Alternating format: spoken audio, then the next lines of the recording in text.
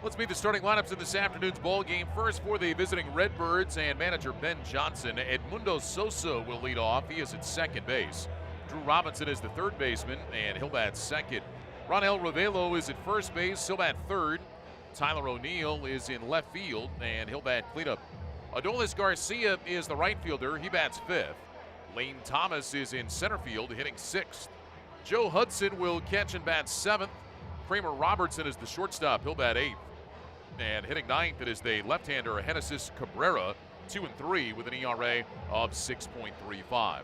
So again for the Redbirds, Sosa is at second, Robinson at third, Ravelo is at first, O'Neill is in left, Garcia is in right, Thomas is in center with Hudson behind the plate, Robertson the shortstop, and Cabrera is on the mound. For Chris Crone and the Reno Aces, Abraham Almonte leads off in center field. Domingo Leyba is the second baseman, and he'll bat second. Matt Caesar starts in right field today. He'll bat third. Yasmani Tomas is the left fielder, and he'll bat cleanup. Wyatt Matheson is the third baseman. He'll hit fifth. John Ryan Murphy is behind the plate, batting sixth. Marty Harum is at first base. He'll bat seventh. Uniel Kirakudo, the shortstop, will bat eighth. And hitting ninth, it is the right-hander, Braden Shipley. So again for the Aces, Almonte in center, Leyba at second. Caesar is in right, Tomas is in left. Matheson at third, Murphy is behind the plate.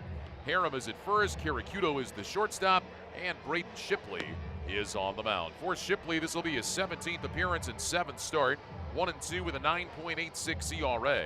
In 42 innings, he has given up 62 hits, 50 runs, 46 earned. He has walked 23, struck out 43, and the league is hitting .346 against him. So Braden Shipley trying to follow up on what Taylor Whitener did yesterday. Whitener came in with an ERA of 10.06, but he pitched 5 strong innings, worked into the 6th, and he got the win as the Aces came out on top. Shipley ready to go against Edmundo Sosa to get us going here on this Sunday afternoon. Sosa hitting .272, Braden's first pitch on the way, and that one misses the outside corner for ball one. Underway at 109, it is 74 degrees here at Greater Nevada Field today. Winds blowing out to right at 12 miles per hour.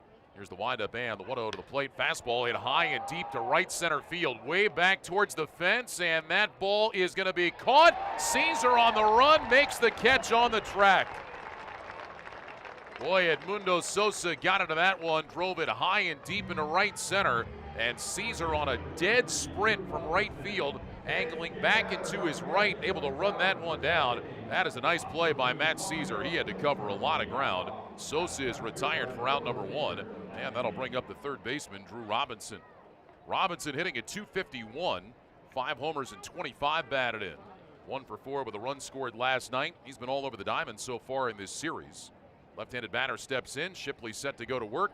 Here comes the windup and the first pitch, and Robinson takes a fastball low, and the count 1 ball and no strikes. Defensively for the Aces, Tomas in left, Almonte in center, and Caesar is in right. Matheson at third, Kirakudo the shortstop, Leyba is at second, Harum over at first, Murphy is behind the plate. Here's the windup and the 1-0 delivery. That one swung on, little tap, hit foul up the first base side. And the count 1 ball and 1 strike on Drew Robinson. Robinson did not start the ball game here on Friday. He came off the bench as a pinch hitter in the 8th inning and hit a 2-run home run. Last night, Robinson was going to start at shortstop. He played 1 inning there, then ended up moving to second base after Ramon Urias took that throw from the catcher in between innings off his face. Here comes the windup and the 1-1 from Shipley, swinging a high pop fly. Over on the left side of the diamond, Kirakudo, the shortstop, shading his eyes from the sun, and it falls in. He will throw to second base, the tag, and they got him at second base. Robinson is out. A high pop-up into shallow left. You could see Kirakudo was battling the whole time. He had the sunglasses on. He was using his glove. Looked like he was going to catch it. But at the last instant, the ball dropped right behind him. Fortunately, though, it hit the grass and just sat there. He was able to pick it up and throw to second base, and Domingo Leyba had the tag waiting for Robinson. So that'll go as a single, and then 6-4 on the putout. 2 outs, base is empty. Here comes Ravelo. And this has been a weird start to this one. Ravelo hitting at .309. 7 home runs, 34 RBIs. Here comes the windup and the pitch, and a fastball is taken for a called strike over the outside corner. And the count is 0-1. Home plate umpire today is the crew chief, J.J. January. Clayton Ham is the first base umpire. And Malachi Moore works over at third base.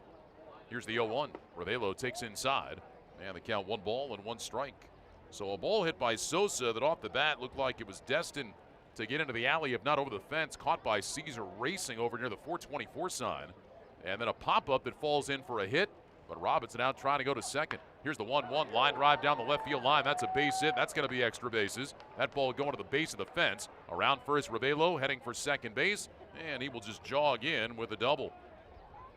So Ronhel Ravelo with a 2-out double down the left field line. Redbirds have a man in scoring position. And that'll bring the left fielder Tyler O'Neill to the plate. O'Neill hitting .234. 8 homers and 19 RBIs. 1 for 3 with a double and a run scored last night. Struck out a couple of times. So the Redbirds with a chance to strike first. Runner at second base. They had scored in the first inning in every game on this trip until last night when Taylor Widener put up a 0. He allowed a leadoff base hit to Sosa, then retired 3 in a row. Shipley trying to work around the 2-out, 2-base hit. He's set, and the first pitch to Tyler O'Neill is on the way, and that one is a curveball that drops in for a called strike. And the count 0-1. Aces going with the navy blue tops today. Reno across their chests in white. Red numbers, white pants, and navy blue caps. Memphis in the road grays. Memphis across their chests in red. And they have the red caps. No balls and a strike to count. Shipley set a look back at second where Ravelo leads. And the pitch home to Tyler O'Neill. Another curveball hit to third. Caught on the line by Matheson. A sinking line drive to Wyatt's left. He reached down around his shoe tops, made the play, and that will retire the side. No runs, couple of hits, no errors, and a man left. Through half an inning, Memphis nothing, and the Aces coming up.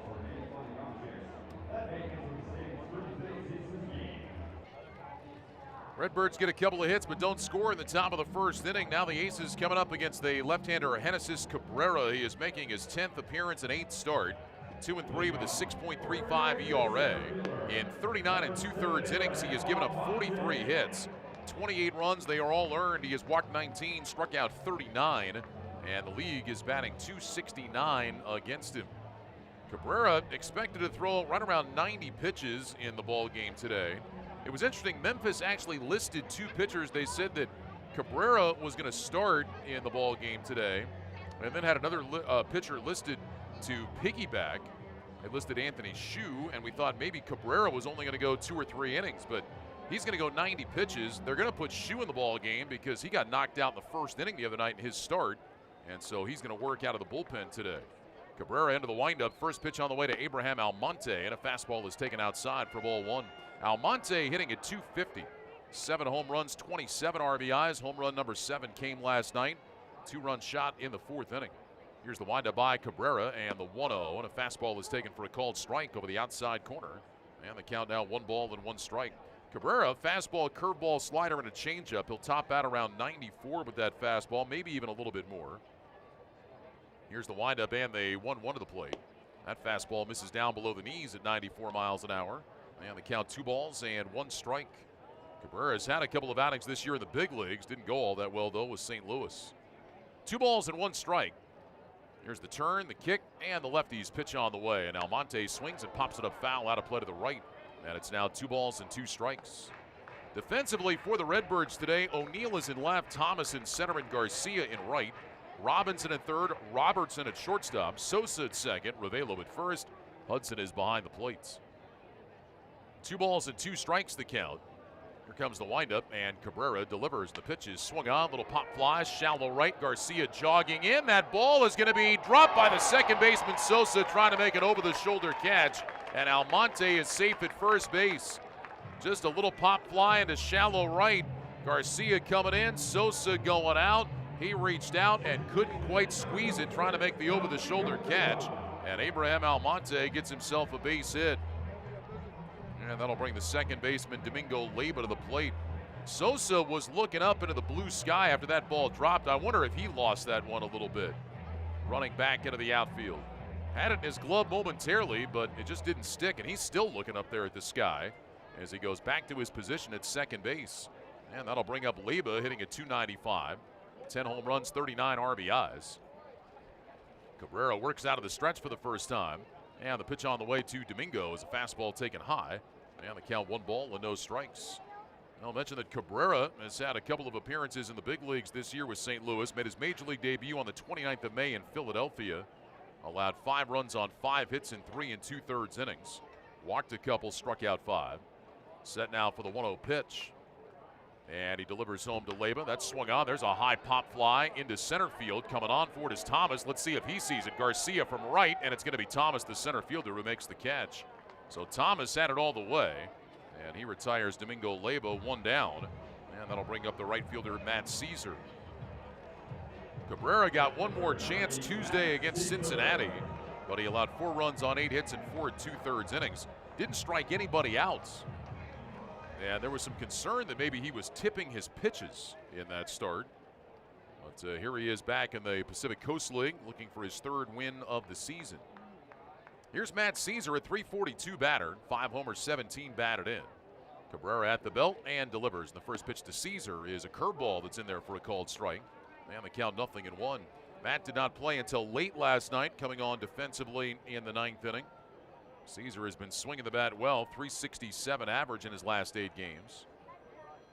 No balls and 1 strike. Cabrera stares over at Almonte at first base and now delivers. The pitch is swung on. There's a drive hit down the right field line, foul and out of play. And the count, no balls and 2 strikes on Matt Caesar. No Jake Lamb in the lineup today. Scheduled day off for Lamb in his rehab assignment that began last night. Jake played 5 innings, should be back in the lineup tomorrow for the Aces. No balls and 2 strikes, the count to Caesar. 3 infielders over to the left of second from Memphis. Almonte being held on by Ravelo over at first. Here comes the stretch, and the 0-2 pitch from Genesis Cabrera. Instead of move to first, and Almonte just steps back to the bag. Cabrera is 6'2", 190 pounds, 22 years of age, from Santo Domingo in the Dominican Republic. Originally was signed by Tampa Bay. He came over to the Cardinals as part of the deal for Tommy Pham. No balls and 2 strikes, the count to Caesar. And Cabrera is going to step off. Hudson, the catcher, motioned to him to step off and then pointed at his chest. Apparently messed up the signs. Now everybody is reset. And this will be an 0-2 pitch to Caesar from Cabrera. It's on the way, and Matt swings and fouls a fastball straight back to the screen. And we'll do it again. No balls and 2 strikes. As we mentioned, the Aces come in today with a record of 27-35. 4 games back of both Fresno and Sacramento. Memphis, meanwhile, at 26-37. They trail Iowa by 8. Cubs getting pounded today by Albuquerque at Principal Park in Des Moines. 0-2 the count. Cabrera with his hands down to the belt. Stares over at first base. Long pause, and now a move over to first. And again, Almonte, not with a very big lead, just steps back to the bag, no problem. Alex Young begins the day coaching at first for the Aces. The skipper, Greg Gross, is over the former skipper, I should say. Greg Gross is over at third, coaching for the Aces. No balls and 2 strikes, the count to Matt Caesar. Thomas shades over into right center out there in center field. Cabrera at the belt. Long pause, now the 0-2 pitch, and Caesar swings and misses at a high fastball. He's gone on strikes. 95 on that heater from Cabrera. Caesar K's for out number 2. And now the left fielder, Yasmani Tomas, is coming up. Yasmani hitting .300. 19 homers, 49 RBIs. He was 1 for 4 with a run scored last night. He's been struggling just a bit. Last 13 games, he's gone 12 for 50. Batting average of .240. Right-handed batter steps in. Next home run will be number 20 this season for Yasmani Tomas. Cabrera staring in to get the signs, not in any real hurry with Almonte over at first base. He has slowed his pace considerably. And he has taken a long look in here. Now finally comes set, hands at the belt. Staring over at Almonte, now delivers home to Tomas, and he hits the outside corner around the knees for a called strike. And the count is 0-1. Second baseman Sosa has moved back to the right a second now. Thomas, the center fielder, continues to shade into right center.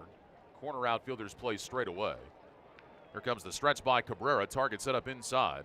And the 0-1 pitch to Tomas. Swinging a line drive down the right field line. That's a base hit. That ball's going to roll to the wall. Almonte around second. He's on his way to third. Gross going to wave him to the plate. Here comes Almonte. He's on his way. The ball is cut off. Tomas going to third. He is in there sliding. And it's 1-0 Reno in the bottom of the first inning.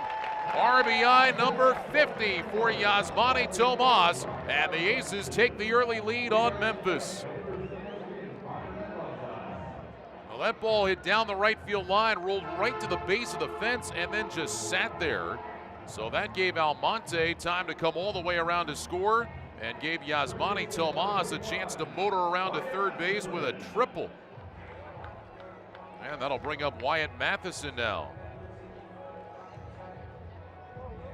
Matheson hitting .267, 11 homers, 33 RBIs. By the way, for Yasmani Tomas, that's his third triple of the year.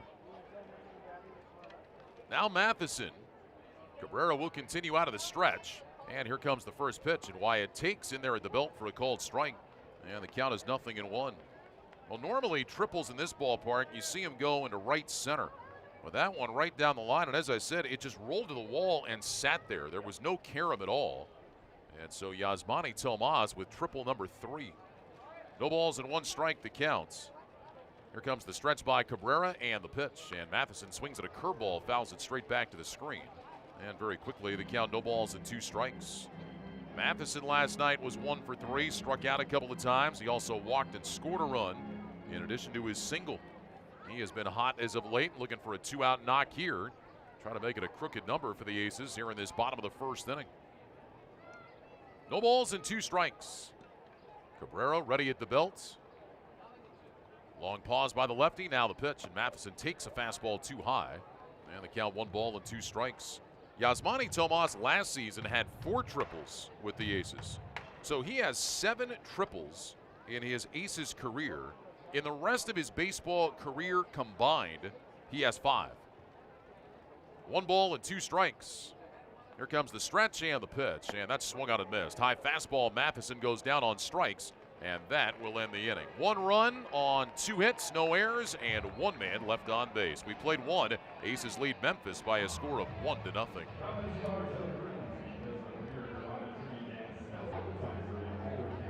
Aces on top 1-0 after the first inning. Yasmani Tomas with an RBI triple to drive in Abraham Almonte. So Braden Shipley with the lead as he goes back to the mound to face Adolis Garcia. Garcia hitting at .226, 13 home runs, 43 RBIs. He was 1 for 4 with an RBI single in the ball game last night against Taylor Widener. So Shipley with an interesting top of the first inning. Edmundo Sosa hit a ball to deep right center that was caught on the warning track near the 424 sign. Then Drew Robinson hits a high pop-up that gets lost in the sun, falls in for a hit, but he's out trying to go to second. First pitch is now low and outside to Garcia, ball 1. Ravello then doubles to left, and then O'Neill stings a line drive, but right to Wyatt Matheson. So an inning that could have been a very quick inning, or an inning that could have turned into a crooked number for Memphis. Here's the windup and the 1-0. Fastball taken outside, 2 balls and no strikes. When all is said and done, Redbirds get nothing out of it. Aces score in the first, they lead 1-0. 2 balls and no strikes here to Adolis Garcia. Lane Thomas will follow. Here's the windup by Braden Shipley, and he brings it home. And the pitch is swung on. A bouncing ball hit weakly on the left side, charged by the shortstop, Caracuto, and he can't make the transfer, and that's going to be a base hit for Garcia. Soft chopper on the left side.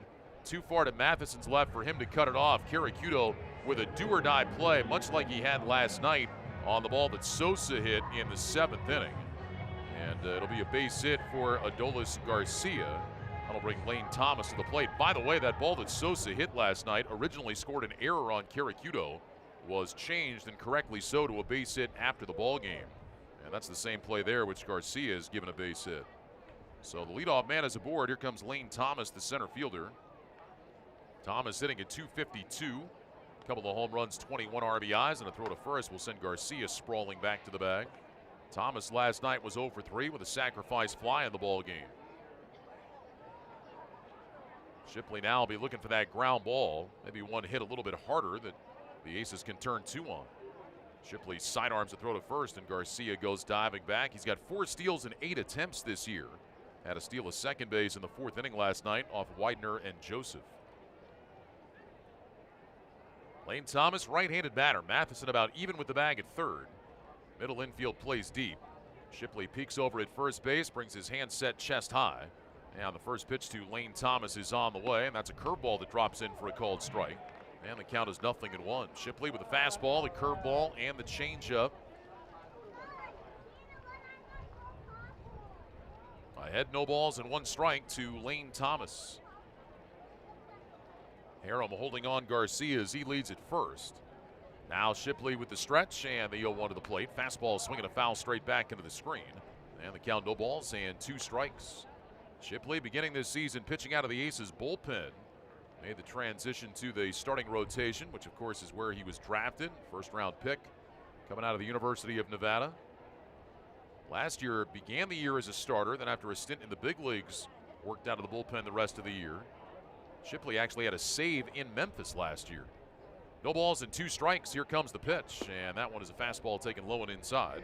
And the count now 1 ball and 2 strikes. But Shipley getting the start against the Redbirds here today and working with an early 1-0 lead. 1 ball and 2 strikes the counts. By the way, that save last year is the only save of Shipley's career. Here comes the stretch. This will be a 1-2 to the right-handed batting Lane Thomas. Garcia bluffing at first. The pitch is swung on and missed. Shipley pulled the string, and Thomas has gone on strikes. So he was way out in front. Shipley gets his first strikeout.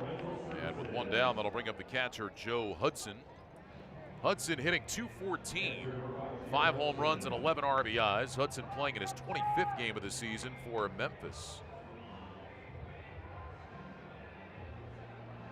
So Hudson will step in the batter's box. Garcia over there at first base takes his lead. Shipley bending at the waist, right arm dangling down by his side as he looks in to get the signs from John Ryan Murphy. Here comes the stretch. Shipley with his hands away from his chest. First pitch on the way. Garcia runs, taken outside, throw to second by Murphy. The tag, and out at second base. They got him. Nicely handled by Domingo Leyba. It was a 1-hop throw, and Murphy is acknowledging the effort of Leyba. Domingo was able to pick that on the short hop and then still get the tag to Garcia. So well done by Domingo. The caught stealing goes 2-4. 2 outs and the base is empty now. 1 ball and no strikes to Hudson. John Ryan Murphy, the first one to point down to Domingo Leyba at second base and say, "That a boy, thanks for picking me up." Here's the windup and the 1-0. Fastball taken low. And the count 2 balls and no strikes now to Hudson. Hudson getting his first start in this series. Saw Jose Godoy behind the plate. Last couple of games for the Redbirds. He had a home run last night as part of a 2-hit night. 2 balls and no strikes. Shipley rocks into the windup and delivers. The pitch is swung on. A high fly ball hit foul down the right field line into the seats. And it's now 2 balls and 1 strike to Joe Hudson. Hudson, 28-year-old from Florida.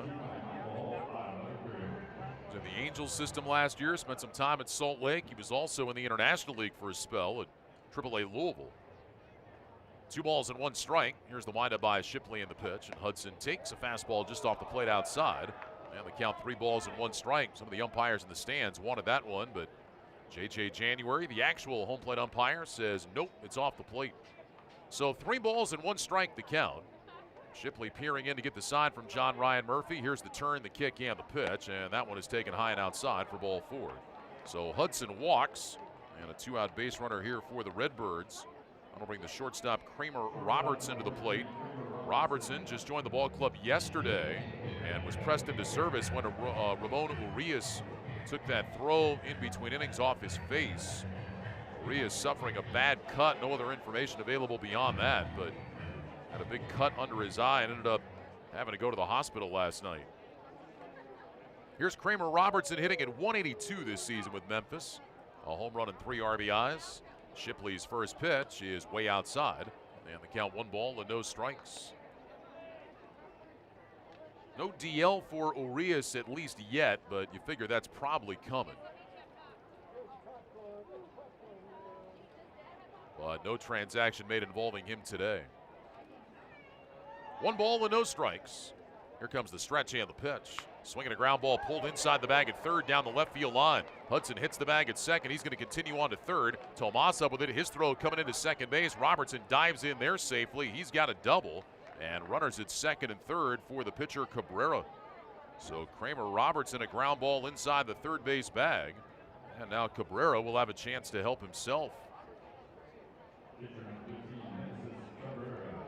Cabrera 1 for 4 swinging the bat this year. He does not have an RBI. Left-handed pitcher, left-handed batter. So the Redbirds trying to mount a rally here. Garcia had the leadoff infield single. Thomas struck out. Garcia caught stealing. Hudson walks. Robertson doubles. And now here is Cabrera against Shipley. Braden will work out of the windup. Feet close together on the rubber. And the first pitch is on the way, and that one is a fastball taken for a called strike in the knees. And the count is 0-1. Shipley tinkering with his windup again today. Braden is a guy that likes to tinker, change things up. He had gone back for a while to having his hands down to the belt, just a real simple turn, kick, and pitch. Now he's got his hands back out in front of him. Drops him down as he turns and delivers. The pitch is swung on a chopper out to shortstop. Played on 2 hops there by Karakudo. Takes his time, throws to first for the out, and the inning is over. No runs, couple of hits, no errors, and 2 men left on base. We'll head for the bottom of the 2nd inning. Aces lead Memphis 1-0. Bottom of the 2nd inning, Aces on top of the Memphis Redbirds by a score of 1-0. Well, tomorrow the Aces will close out this homestand at 7:05. It's Military Monday at Greater Nevada Field. Current and retired military members receive a special buy one, get one free ticket at the box office. Visit RenoAces.com for more information. Look forward to seeing you here tomorrow night as the Aces wrap up this homestand, one that has been successful so far. Reno 4-1 on the homestand after their win last night. 5-2 now in the month of June. Hoping maybe this is the month where they make a little push. Got off to a tough start, 10-15 in April. That's nothing new. The Aces traditionally have been slow starters, but generally in May they start making a move. That was not the case this year, as they went 12-18 in the month of May. But right now, things have been going pretty well in June. 1-0 lead here as we go to the bottom of the 2nd. John Ryan Murphy will lead off. Murphy playing in his 3rd Aces game since being designated for assignment by the Diamondbacks. 1 for 6, that one hit a home run, and 3 runs batted in. Murphy getting his first chance to play in the series. Caleb Joseph behind the plate for the last couple of games. So Murphy steps in here against the hard-throwing lefty Cabrera. Into the windup, and here comes his first pitch. And Murphy swings and shoots it on the ground to third, off the glove of Robinson. He picks it up, he fires across the diamond to first, and in time for the out. Murphy nipped at the tape. That ball hit to Robinson's left. Robinson reaching down, had the ball clank off his glove. It rolled back toward the bag a little bit. He was able to pick it up. He threw a fastball across, and they just barely got John Ryan Murphy. So the putout goes 5-3. And with 1 down, that'll bring up the first baseman, Marty Harum. Marty hitting at .225. 3 home runs, 14 RBIs. Had 1 at bat in the ball game last night, grounded out. Here comes the first pitch from Cabrera, and Harum takes down low and inside, ball 1. Marty Harum was actually the only Aces player with a plate appearance that did not strike out last night. Aces struck out 18 times in last night's game. That tied a franchise record. Here's the 1-0 pitch. Harum takes low on the count, 2 balls and no strikes. 3rd time in franchise history the Aces have struck out 18 times in a game, and get this, they're 2-1 in those games. Figure a bunch of strikeouts, going to be a really bad night offensively. Well, they've won 2 of the 3 times they've done it. 2 balls and no strikes, the count to Harum. Here's the windup by Cabrera. The lefty fires, and Marty swings. Line drive center field. That's a base hit. Thomas hustling over to try to cut this off in left center. Harum's going to take the turn. He's going to try it. Here's the throw. Marty dives, and he is safe at second base. Pete Rose-like belly flop into second base for Marty Harum. He's got a double, and the crowd loves it. That ball banged into left center, and with Thomas shading into right center, had a long way to go to cut it off. And Marty Harum, I mean, he left his feet, he hit the dirt hard and plowed into second base. Guys in the dugout are giving him a little bit of grief for that one. Wow. Marty's lucky he didn't face plant. In fact, he might have. His helmet came down and hit the dirt. That might have saved his face from getting all scraped up by the dirt. So Harum with a 2-base hit, and here comes the shortstop Karakudo. Uniel hitting .267 with 4 home runs and 25 RBIs. Here's the stretch by Cabrera, and the first pitch on the way to Q. He gets a curveball that's over the inside corner for a called strike, 0-1. Karakudo 2 more hits last night, so in his last 9 games, he has gone 17 for 31. And the 3 RBIs last night now give him 8 in that stretch. No balls and 1 strike the count. Harum leading out at second base. Cabrera taking a long look in to get the signs. Now Redding, a look back at second. And Cabrera's pitch. Fastball taken high. And the count 1 ball and 1 strike to Uniel Karakudo. Aces leading 1-0, trying to tack on. Caracudo last night had a bloop 2-run single in the second inning with the bases loaded, then came through with a 2-out run scoring hit in the fifth. 1 ball and 1 strike, the count to him. Here's the stretch by Cabrera. A look back at second where Harum has his lead. And the next one to the plate, breaking ball hit in the air down the right field line, foul and out of play. And the count 1 ball and 2 strikes to Caracudo with the pitcher Shipley in the on-deck circle. Aces 1 run, 3 hits. Memphis no runs, 4 hits. Aces looking for win number 28 on the season today. Memphis trying to win their 27th. 1 ball and 2 strikes, the counts. Caracudo standing, patiently waiting. Cabrera picks out the sign. Look back at second base again. The 1-2 pitch on the way. Fastball taken high. And it's now 2 balls and 2 strikes to Yuniel Caracudo. And Cabrera is just in no hurry with runners on base. Really slows his pace down. Steps up on top of the rubber. Looks in to get the sign. Cabrera just standing like a statue. Now brings his hands together at the belt. 2 balls and 2 strikes with 1 out. Cabrera look back at second. Here's the pitch. And Caracudo swings and misses. He chased a fastball up and away for strike 3. So the 3rd strikeout of the ball game for Cabrera. And with 2 down here in the second inning, that'll leave it up to Braden Shipley. Shipley, nothing out of 10 with 6 strikeouts this season. Was kidding Shipley a couple of weeks back about his lack of a hit. And then yesterday he was taking batting practice and he looked at me and said, if I don't get one soon, I'm going to try to bat left-handed. Shipley will step in here against Cabrera. Outfield shallow and around towards right. Cabrera again taking a long look in at the catcher, Hudson. Here comes the stretch. And the first pitch on the way to Braden. Low and inside by his feet. And the count 1 ball and no strikes. Shipley did have some fun during batting practice yesterday. He and Matt Caesar were going back and forth. And Caesar looked at him and said, I bet you $5 you can't hit a home run. And Shipley said, nah, you don't want to do that. Caesar said, come on, let's see it. And so Shipley got in there. He hit a couple of balls off the wall, and on his very last swing, he hit 1 out, got the home run. I don't know if he got the $5 or not, but he got the home run. 1 ball and no strikes, the count. Harum leading out at second. Cabrera delivers. The pitch is swung on and missed, 95 miles an hour away. And the count 1 ball and 1 strike. Of course, Shipley has a home run in a game for the Aces. Did that in a day game a couple of years ago here at Greater Nevada Field against the now defunct Colorado Springs franchise. 1 ball and 1 strike, the count to him. Cabrera ready again. Here's the pitch, and that one's a fastball taken outside, 95 miles an hour. And the count 2 balls and 1 strike. April 17th of 2017. Actually, it was against El Paso. Sorry about that. Matt Torres, the one who hit the home run against Colorado Springs. It was against El Paso that Shipley hit the home run. 2 balls and 1 strike, the counts. And Cabrera steps off the back of the rubber. He wants the catcher Hudson to run through the signs again. Shipley steps out, now back in the batter's box. Swirls that bat around 1 time. Cabrera brings his hand set of the belt. Harum getting a good lead at second. And the 2 ball, 1 strike pitch to Braden Shipley is swung on and missed. Went after that fastball up and away, and it's now 2 balls and 2 strikes.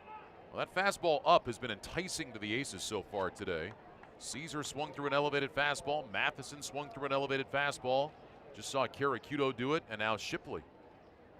2 balls and 2 strikes, the counts. Cabrera ready again. We'll see if he sticks with the heater here. The lefty kicks, he fires, and Shipley takes a fastball outside. 3 balls and 2 strikes, so he did go with the fastball. 95 miles an hour, but off the plate, and Shipley never tempted by it. 3 balls, 2 strikes. Braden has walked 1 time this year.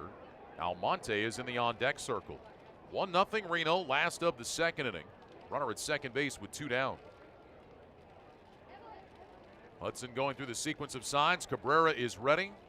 Here comes the stretch. And the 3 ball, 2 strike pitch to Braden Shipley. It's on the way. That swung on, fouled straight back. He was on that fastball, 96. Hit it straight back into the screen. And we'll do it again at 3-2. Shipley trying to help himself here in this second inning, pick up his first RBI of the year. Aces trying to add on. Scoring in the first inning on a Yasmani Tomas triple down the right field line that came with 2 outs. Now Cabrera set again. And another 3-2 pitch to Braden Shipley. Swing and a miss. He got him. 95-mile-an-hour fastball up. Shipley strikes out, and the inning is over. No runs, one hit, no errors, and one man left on base. We will head for the third inning. Aces lead Memphis by a score of 1-0.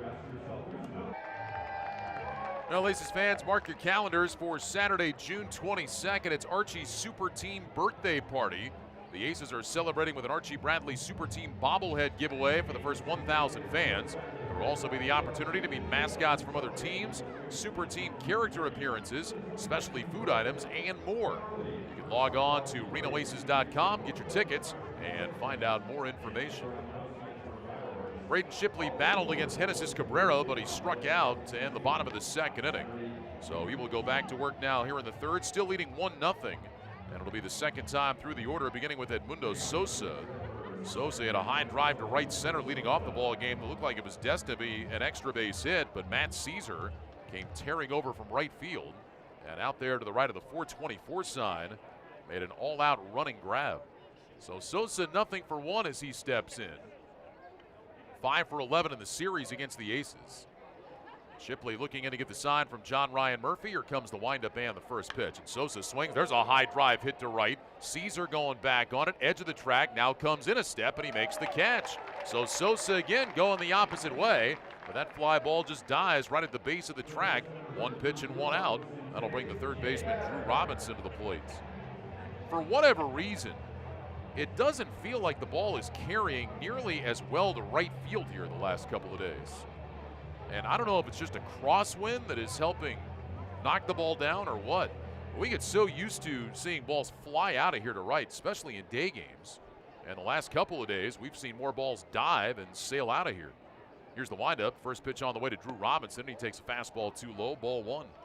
Robinson with a base hit his first time up on that high pop-up that Caracuto lost in the sun. But then Robinson trying to go to second base was thrown out by Caracuto. 1 ball and no strikes. Here comes the pitch. That's a curve that floats in for a called strike. And it's now 1-1 to Drew Robinson. Robinson getting the start at third base today. We've seen him in the outfield. We've seen him at shortstop. We've seen him at second and now at third. 1 ball and 1 strike, the count.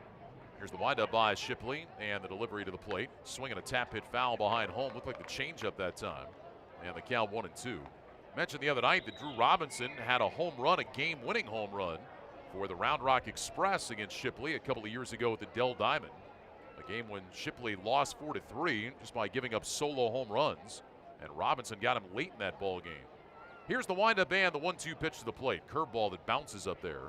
And it's now 2 balls and 2 strikes to Robinson. Aces will be back at the Dell Diamond beginning on Tuesday. Or beginning on Wednesday, rather. Tuesday is the travel day, then Wednesday, Thursday, Friday. The Aces at the Dell Diamond to take on the Round Rock Express. Fire alarms going off in the ballpark. That's always fun. 2 balls and 2 strikes, the count to Robinson. Here comes the windup and the pitch from Shipley. Swinging a pop-up left side of the infield. Caracuto has this one. And 1 step onto the outfield grass, he'll make the catch. So Robinson retired on the pop-up. And with 2 away, that'll bring up first baseman Ronel Ravelo. Ravelo lays the double down the left field line his first time up. Ravelo came off the bench, pinch hit in the 9th inning last night, and he walked against Jimmy Sherfy. He started the ball game here in left field, batted cleanup on Friday, and he had 4 hits, including a couple of RBIs. So batting with 2 outs and the bases empty, Reno leading 1-0. We're in the top of the third. Here comes the windup by Shipley. First pitch on the way to Ravelo as a fastball taken for a called strike. And the count is 0-1. You probably can't hear it, but there is a fire alarm that is going off. We actually have a sensor in our booth, so the light is flashing on and off. Hopefully it won't take them too long to get this taken care of. Here comes the windup by Shipley and the pitch to Ravelo. Fastball taken down low and outside. This happened one time a couple of years ago in a day game, and it took like an hour to get it all squared away. Sometimes when this happens, you have to have the fire department come out here and actually, clear everything. Here's the 1-1 from Braden Shipley. Curveball and a beauty in there for a called strike. And it's now 1-2 to Ravelo. Shipley looking for a 1-2-3 inning. He's had traffic in both innings against him. J.J. January motioning up to the press box to get the count right, and they got it now. 1 ball and 2 strikes. Ravelo, the right-handed batter, waits. Here's the windup by Shipley. Pitch on the way, and a fastball is taken outside. And they count 2 balls and 2 strikes. This happened when the Aces were up in Tacoma. There was a fire alarm that went off at Cheney Stadium before the ball game. And they actually had to clear the entire stadium. 2 balls and 2 strikes, the counts. Shipley into the motion and delivers. Swinging a tap off the plate back towards the mound. Shipley lets it take a second hop on the grass, picks it up and throws to first for the out, and the inning is over. No runs, no hits, no errors, and nobody left on base. We played 2.5. Aces lead the Memphis Redbirds by a score of 1-0. Aces on top by a score of 1-0 as our ball game moves to the bottom of the 3rd inning. Aces will have the top of the order coming up against the lefty Genesis Cabrera. It'll be Abraham Almonte, Domingo Leyba, and Matt Caesar. Well, hope you'll join us here tomorrow night for the final game of this series. Lefty Alex Young will be on the mound for the Aces, and the right-hander Jake Woodford will get the start for Memphis. 7:05 first pitch tomorrow night. We're on the air at 6:55 with the Aces pregame show. Here comes the first pitch to Abraham Almonte, and that one is off speed and there for a called strike. And the count 0-1. Almonte with a little pop fly into right his first time up. Fell in for a base hit, and then he scored on the Tomas triple. Here comes the windup and the 0-1, and Almonte swings, bouncing ball hit to shortstop. Charged by Robertson. He plays the second hop off to his left and throws to first for the out. So Almonte is retired 6-3. And with 1 down, that'll bring up the second baseman, Domingo Leyba. Leyba popped up shallow to the center fielder Thomas his first time in. Leyba has not had a great series here against the Redbirds. He is now 1 for 9. His one hit was an RBI double. That came in the ball game here on Friday night. Switch hitter batting from the right side. Cabrera into the windup, and here comes the left-hander's first pitch. Leyba takes off the plate inside, and the count 1 ball and no strikes. Leyba has had a very good offensive season. 1 ball and no strikes the count. Here's the turn, the kick, and the pitch. And that's way outside. A fastball at 95, 1 ball and 1 strike. Leyba has been collecting extra base hits. 23 extra base hits last 34 games. Overall, he has hit in 15 of his last 18. Here comes the pitch from Cabrera, and Leyba takes that breaking ball in there for a called strike. And it's now 2 balls and 1 strike to Domingo Leyba. In the outfield, the center fielder Thomas shades over into right center. Here's the windup, and now the pitch from Cabrera, swung on and missed. Took something off there, big cut by Leyba, and he came up empty. So 2 balls and 2 strikes now on Domingo Leyba, with Matt Caesar waiting his turn in the on-deck circle. Cabrera is standing, hands at his belt as he reads the signs from the catcher Hudson. Here's the wind, the 2 ball, 2 strike pitch, and Leyba takes a high fastball, and they count 3 balls and 2 strikes. For Cabrera, that was his 40th pitch of the ball game. Expected again to go around 90. We thought maybe he was going to be limited today, but that's not the case. 3 balls and 2 strikes the counts. Here comes the windup and the pitch. Curveball, strike 3 called, and Leyba knew it. So Cabrera snaps off the curve, and Leyba is caught looking. 5th strikeout for Genesis Cabrera. And with 2 down, that'll bring up Matt Caesar. He was a strikeout victim, swinging at a high fastball his first time up. Well, the 18 strikeouts didn't bother the Aces last night. It's amazing that they've done that 3 times and have won 2 of them. 3 infielders over to the left of second against Caesar. Here comes the windup and Cabrera's first pitch. Caesar swings and misses. Fastball at 95, and the count is 0-1. By the way, the Aces franchise record for pitching strikeouts in a ball game is also 18. That was accomplished last year in Albuquerque against the Isotopes. Here's the windup and the 0-1. Caesar bunts third base side. That's a good one. That's rolling on the dirt. Rolling, and it's going to stop. It's a base hit. You can't do it any better than that. Matt Caesar bunted that ball in the grass. It spun onto the dirt and then just nestled there between the grass and the foul line. And it stopped not quite halfway up the third base line. A beautiful 2-out bunt base hit for Matt Caesar. And that'll bring up Yasmani Tomas. Yasmani with an RBI triple his first time on a line drive down the right field line. His 50th run batted into the year. I mentioned Yasmani had been scuffling a little bit Well, boy, that's a good start to his afternoon. So now Caesar aboard at first. See if Cabrera again slows down. Here comes the stretch by Cabrera. And he is slowing here. The pitch on the way to Yasmani, swinging a foul straight back. And the count, no balls and 1 strike. By the way, in case you were wondering, if you are in the ballpark, the fire alarm, it is a false alarm. There's nothing to be concerned about. They are working on it, trying to get the alarm turned off as quickly as possible. But just in case you're here and we're worried, there is no reason for panic. Everything is under control. No balls and 1 strike to Yasmani Tomas. Cabrera with his hands together at the belt. Holding, staring, now delivers. Swinging a pop-up foul out of play to the right. And the count, no balls and 2 strikes to Yasmani. 1-0 Aces. Reno getting a run in the first on the Tomas triple. Got a 1-out double from Harem in the second. But Caracuto and Shipley both struck out to end the inning. Now Caesar getting Tomas a chance after his bunt base hit with 2 away. No balls and 2 strikes. I'd be surprised if Cabrera doesn't show Tomas that high fastball. Here comes the stretch. And Cabrera's 0-2. Swinging a drive hit down the right field line, foul and out of play. He went to the breaking ball instead. A lot of teams have worked Tomas up and in with the fastball. And I'm surprised there that Cabrera didn't go back to it. See if he get Yasmani to chase. Still no balls and 2 strikes on Tomas. In the outfield, Thomas, the center fielder, shading into right center. Caesar held on by Ravelo as he takes his lead.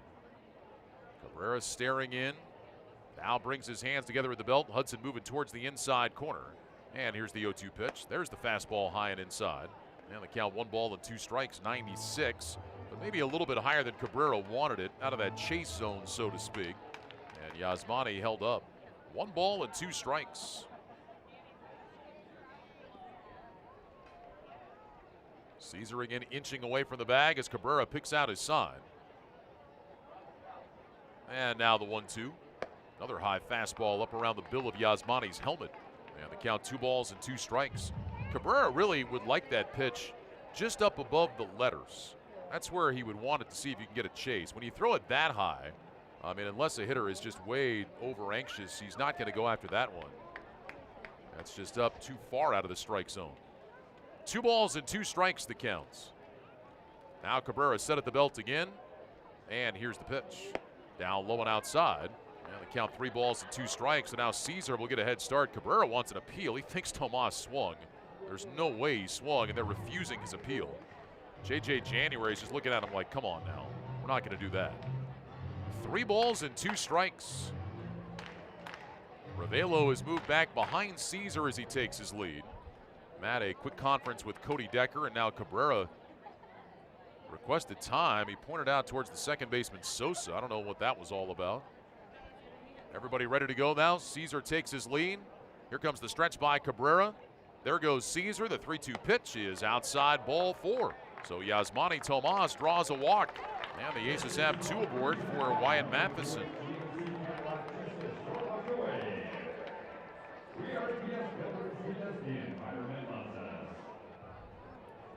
Matheson struck out his first time going after a high fastball. 11 home runs, 33 RBIs on the season for Wyatt. Matheson last night had a base hit. He was 1 for 3, also walked and scored a run. Chance for an RBI here with 2 on and 2 outs. Cabrera set at the belt. Check his second base. And the first pitch to Matheson. Fastball, and it's taken for a strike over the inside corner, 0-1. Matheson, over his last 21 games, hitting .346 with 9 homers, 7 doubles, and 22 RBIs. Looking for a 2-out knock here to try to add to this 1-0 Reno lead. Caesar the runner at second. Tomas is over at first. Cabrera set, hands at the belt. And now the 0-1. Swinging a foul straight back, and it's 0-2 to Wyatt Matheson. Aces last night struggled with runners in scoring position for a second consecutive game. 2 for 10 last night. In the series, they have gone 4 for 24, and now today with the 0 for 3, you can make it 4 for 27. with runners in scoring position. No balls and 2 strikes, the count to Matheson. Cabrera checks back with Caesar at second base. Now delivers home, and Matheson checked his swing on a ball in the dirt. Did he go? He did not. They appealed down to first base, and Clayton Ham says he held up. That'll make it 1 ball and 2 strikes on Matheson. Wyatt just able to stop those wrists before going after that breaking ball in the dirt that would have been strike 3. Oh, and I'll tell you what, he went. He absolutely went. The Aces got away with that one. 1 ball and 2 strikes the count. Wasn't so much the strong wrist stopping the swing as it was the quick wrist getting that bat back. So Clayton Ham didn't ring him up. 1 ball and 2 strikes the counts. Cabrera ready, checks the runners. And now the pitch. Fastball taken high, 2 balls and 2 strikes. Well, now Matheson is able to come through with a hit. That would really get under the skin of the Memphis team, you would think, because Matheson should have been out on a strikeout. Instead, given second life, 2 balls and 2 strikes. Caesar away from second, Tomas off the bag at first. Cabrera staring in, picks out the sign from Hudson. Here's the stretch by the lefty, and the 2-2 pitch to Wyatt Matheson. It's on the way, and that one is up high and outside. 3 balls and 2 strikes. So another 95-mile-an-hour fastball, but nowhere close. And once again now, the runners will be on the move. So now a base hit definitely scores Caesar. An extra base hit has a good chance to score Tomas from first, getting the head start. 3 balls, 2 strikes, 2 outs, 1-0 Aces. We're in the bottom of the 3rd inning. Cabrera again, a long look in. Runners take their leads. And here's the 3-2. Way outside, all the way to the screen. Caesar's going to round third and stop. Matheson will head down to first base with a walk, and the bases are loaded. John Ryan Murphy coming up after we pause 10 seconds for station identification. You're listening to Reno Aces Baseball.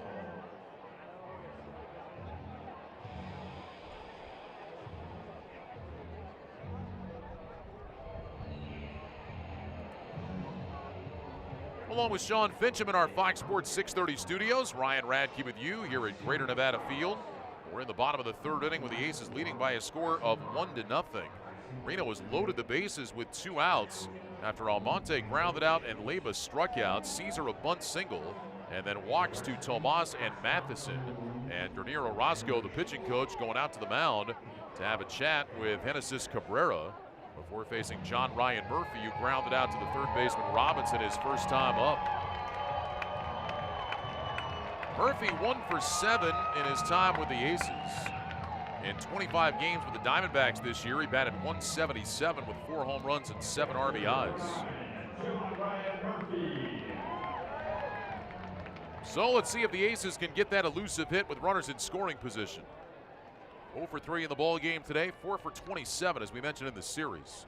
Here comes the stretch by Cabrera, and the first pitch to the right-handed batting Murphy is taken outside, and the count 1 ball and no strikes.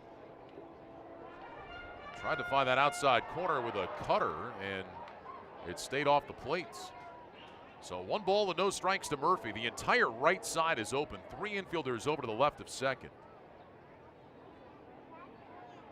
Cabrera with his hands at the belt, and the 1-0 pitch. Swinging a high pop-up foul, backing out of play. And the count now 1 ball and 1 strike. This is where if you had a guy that was comfortable doing it, especially with a left-hander on the mound who's going to fall towards third, if the guy was comfortable, you could push a bunt over on the right side. You'd had a really good chance of success because you could bunt it hard. 1 ball and 1 strike the count. Runners lead at every base. Here comes the pitch from Cabrera, and a curve misses down low. 2 balls and 1 strike. I mean, the only guy that's on that side of the infield is the first baseman, Ravelo. And with the left-handed pitcher falling towards third, he's going to have a tough time trying to get over there to field 1. 2 balls and 1 strike. Murphy looking for something he can drive here. Cabrera is at the belt, and he pitches. Swinging a high drive, hit deep down the left field line. Will it stay fair? It will not. That's going to go foul. Home run distance off the bat of John Ryan Murphy, but he pulled it foul. And it's now 2 balls and 2 strikes to the Aces catcher. He hit that ball a long way, just a towering fly ball, but could not keep it fair. So 2 balls and 2 strikes now. Cabrera is at 60 pitches. And activity going to the Memphis bullpen. They've got a right-hander up. We do expect to see Anthony Shue today. 2 balls and 2 strikes to John Ryan Murphy. Cabrera delivers, and the pitch is way high and outside. 3 balls and 2 strikes. Another fastball that just sailed on him. So now the merry-go-round will be in motion. Caesar from third, Tomas from second, Matheson from first. They will all be on the move. 3 balls, 2 strikes, 2 outs, 1-0 Reno, bottom of the 3rd inning. Cabrera gets the sign from the catcher, Hudson. Here comes the stretch. There go the runners. The 3-2 pitch is swung on, popped up, shallow right side. Going out is the second baseman, Sosa. He does make it onto the grass in shallow right, and he makes the catch for the final out of the inning. Sosa having to cover a lot of ground. He was over to the left of second base, had to go back to basically straightaway second, and then 1 step out into right field to make the play for the final out. So the Aces do not score. 1 hit, 3 left. We'll head for the top of the 4th inning. Aces on top, 1-0.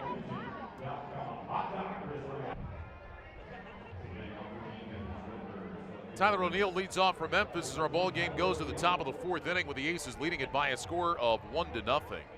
O'Neill lined out to the third baseman Wyatt Matheson his first time up. So Braden Shipley through the first 3 innings, 4 hits allowed, 1 walk, 1 strikeout. He has held Memphis off the scoreboard. Here comes the windup and the first pitch to Tyler O'Neill, a fastball taken low. And the count 1 ball and no strikes. It'll be O'Neill, Garcia, and Thomas. Here in the 4th inning, Aces had a chance to add on, loading the bases with 2 outs. But Murphy popped up on the 3-2 pitch to end it. Here's the wind and the 1-0 from Braden Shipley off speed, taken down low and outside. And the count 2-0 now to O'Neill.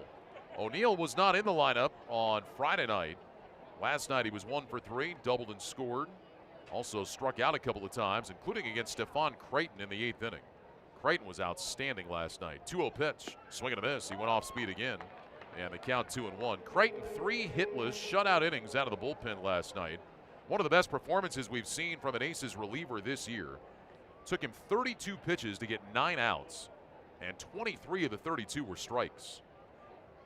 Here's the windup and the 2-1. Breaking ball swung on, popped up. Shallow right field. Caesar coming in. Long run. Very shallow right. He is there, and he makes the 2-handed catch. So Caesar puts it away. Tyler O'Neill is taken care of. And with 1 down, that'll bring up the right fielder, Adolis Garcia. Well, for injured bones, joints, and muscles, skip the ER and head for Rock Express. As the region's only physician-staffed orthopedic urgent care, Rock Express provides expert care that's faster and more affordable than the ER. Visit renoortho.com for more information. Here's Adolis Garcia. Infield base hit his first time up on a tapper to shortstop. Shipley's first pitch to him is a fastball that's pumped in there at 92 for a called strike. And the count is 0-1. So Garcia, with the base hit in the 2nd inning, is now 3 for 10 in the series. All 3 of his hits are singles. Here's the windup and the 0-1 from Shipley. Fastball line foul down the right field line out of play. And the count, no balls and 2 strikes. Nice play made by a fan down there. No balls and 2 strikes. The count to Adolis Garcia. Team leader in home runs with 13. Shipley shakes off a sign. Shakes off another, and now Garcia is going to request time and back away from home plates. Outfield playing straight away, infield the same.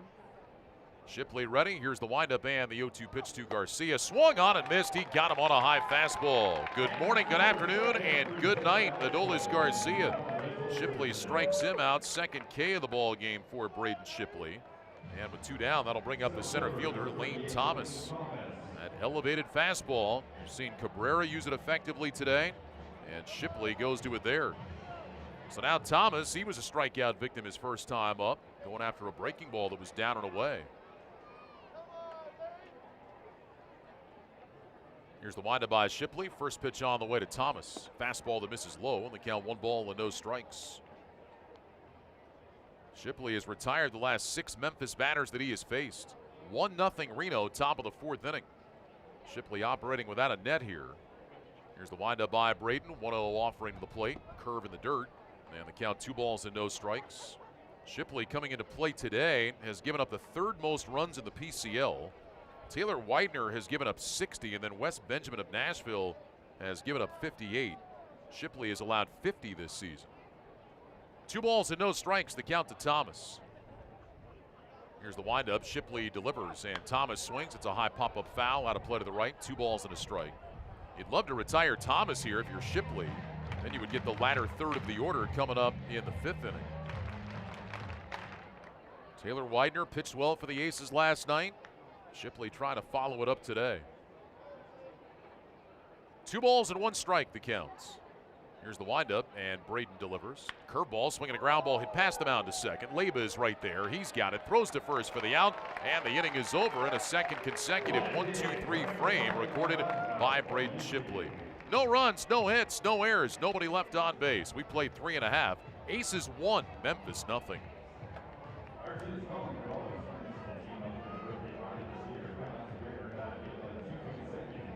Bottom of inning number 4 here at Greater Nevada Field. Aces 1, Memphis nothing. It'll be the 7, 8, 9 batters coming up for the Aces. Marty Harum, Uniel Kirakudo, and then Braden Shipley against Genesis Cabrera, the left-hander who wobbled in the 3rd inning but stayed on his feet. After a bunt base hit by Caesar with 2 outs, he walked Tomas, he walked Matheson, went to 3-2 on John Ryan Murphy, but got him to pop up to second base to end the inning. So Harum will lead off. Marty doubled his first time up a drive into left center field. Hustled his way into a double and had that Pete Rose belly flop into second base. So Harum climbs in for his second look at Cabrera. Lefty with his hands down to the belt, looks in, here's the wind and the pitch. And Harum takes a fastball at the belt for a called strike. And the count is 0-1. In Omaha, the El Paso Chihuahuas took a perfect game into the 8th inning, but Jorge Bonifacio just broke it up with a base hit. There's a curve taken inside to Marty Harum. 1 ball and 1 strike, so Jorge Bonifacio with a base hit ends the perfect game bid for El Paso. Here comes the windup, and now the 1-1 to Marty Harum. Fastball down below the knees, and the count 2 balls and 1 strike. See, was on the mound for El Paso today. I bet it wasn't just one guy that had the perfecto going. Here's the 2-1. Harum swings and chops it foul, 3rd base side. Ricochets off the sidewall. And it's now 2 balls and 2 strikes. No, it actually was Kyle McGrath. Perfect into the 8th inning, but now he's given up back-to-back hits. Bubba Starling just singled. It's only a 3-0 lead for El Paso. So the Chihuahua is probably going to be going to the bullpen here pretty quick. 2 balls and 2 strikes, the count to Marty Harum. Cabrera standing tall as he reads the signs. And now the pitch. Harum swings and fouls that one out of play. Got a fastball at 94 up and away. Sent it into the seats. Still 2-2 on Marty Harum with Kirakudo waiting his turn next.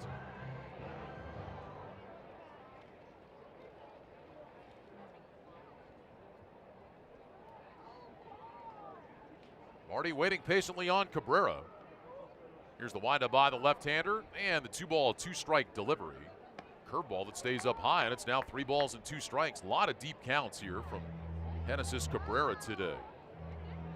3 balls and 2 strikes to Marty Harum. Here's the windup by Cabrera and the pitch. Swinging a drive hit to deep center field. Going back is Thomas. Still going back. This one's over his head. It's going to land and hit the base of the wall. Harum around first, going to second base, and he's got a stand-up double. Marty Harum is 2 for 2 with 2 doubles in the ball game.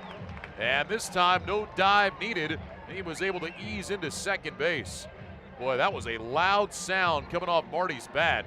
Hit it right to the base of the wall in center field. Short hop the padding.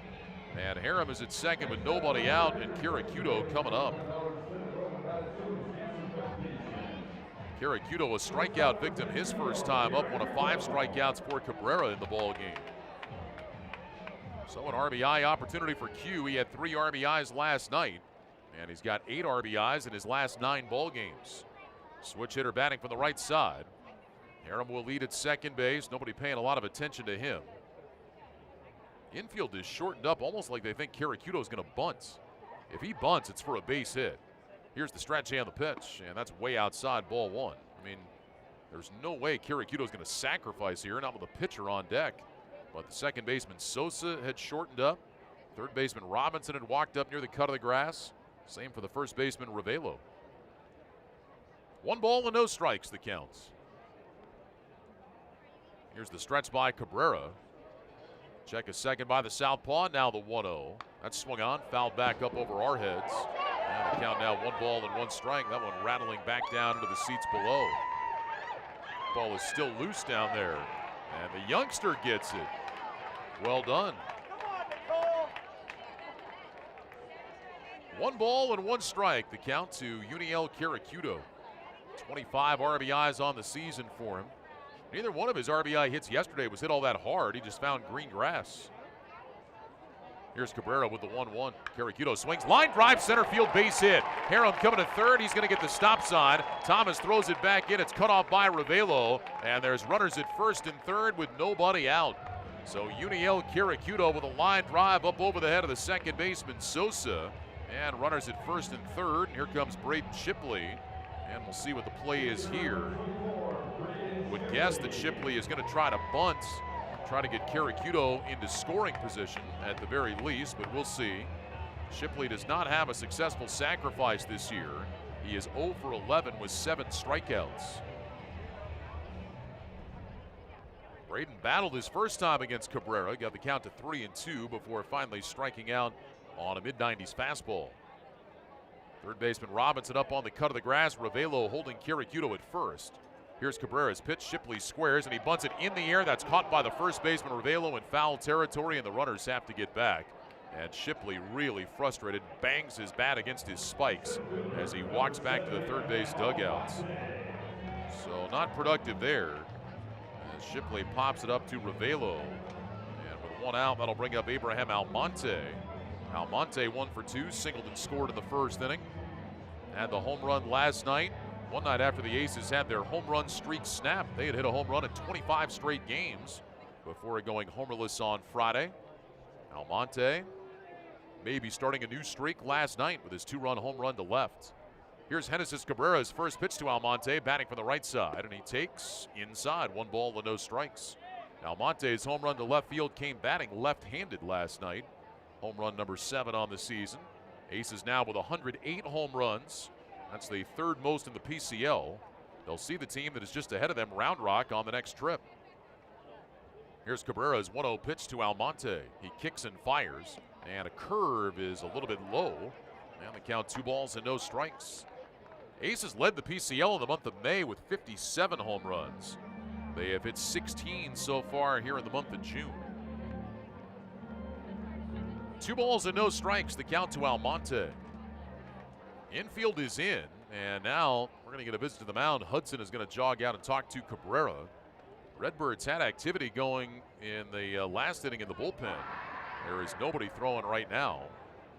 So a meeting on the mound, Hudson talking to Cabrera. Kramer Robertson, the shortstop, in there listening in as well. 1-0, the Aces lead. We're in the bottom of the 4th inning.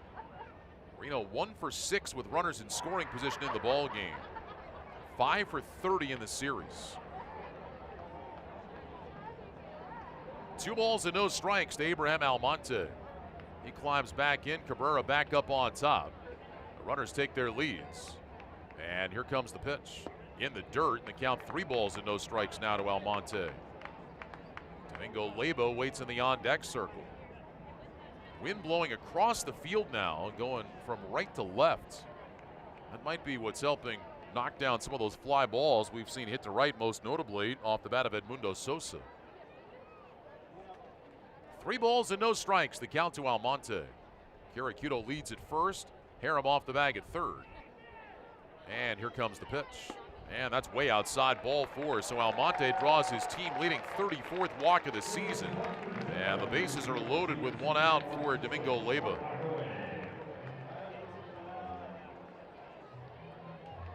Leba 0 for 2 in the ball game. Domingo flied to center field in the first inning and then was called out on strikes. Cabrera got him looking at a good curveball his last time up. So another opportunity here for the Aces with runners in scoring position. Trying to break through. Infield now at about halfway. Leba, the switch hitter, batting from the right side.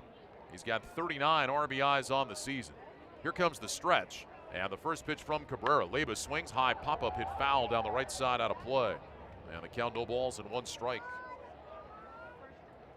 Leyba, for a while, was really struggling, hitting right-handed, and then went through a stretch where he was hitting everything. It didn't matter, right-handed, left-handed, hard thrower, soft tosser. He was just hitting everything and everybody. No balls and 1 strike to count. And the pitch. There's a breaking ball that misses down low and inside. And the count is now 1 ball and 1 strike. Leyba's updated numbers against left-handed pitchers. He is now batting .273 with 3 homers and 12 RBIs. I mean, that average has really improved. 1 ball and 1 strike. Here comes the pitch. And Domingo swings. Ground ball hit softly past the mound to second. Taken by Sosa. Steps on the bag for 1. Throws to first. A double play. And the Aces miss another scoring opportunity. Leyba spikes his helmet in frustration as he crosses the first base bag. For his second straight inning, the Aces load the bases and get nothing out of it. No runs, couple of hits, no errors, and 2 men left on base. We played 4. It's still the Aces 1 and Memphis nothing.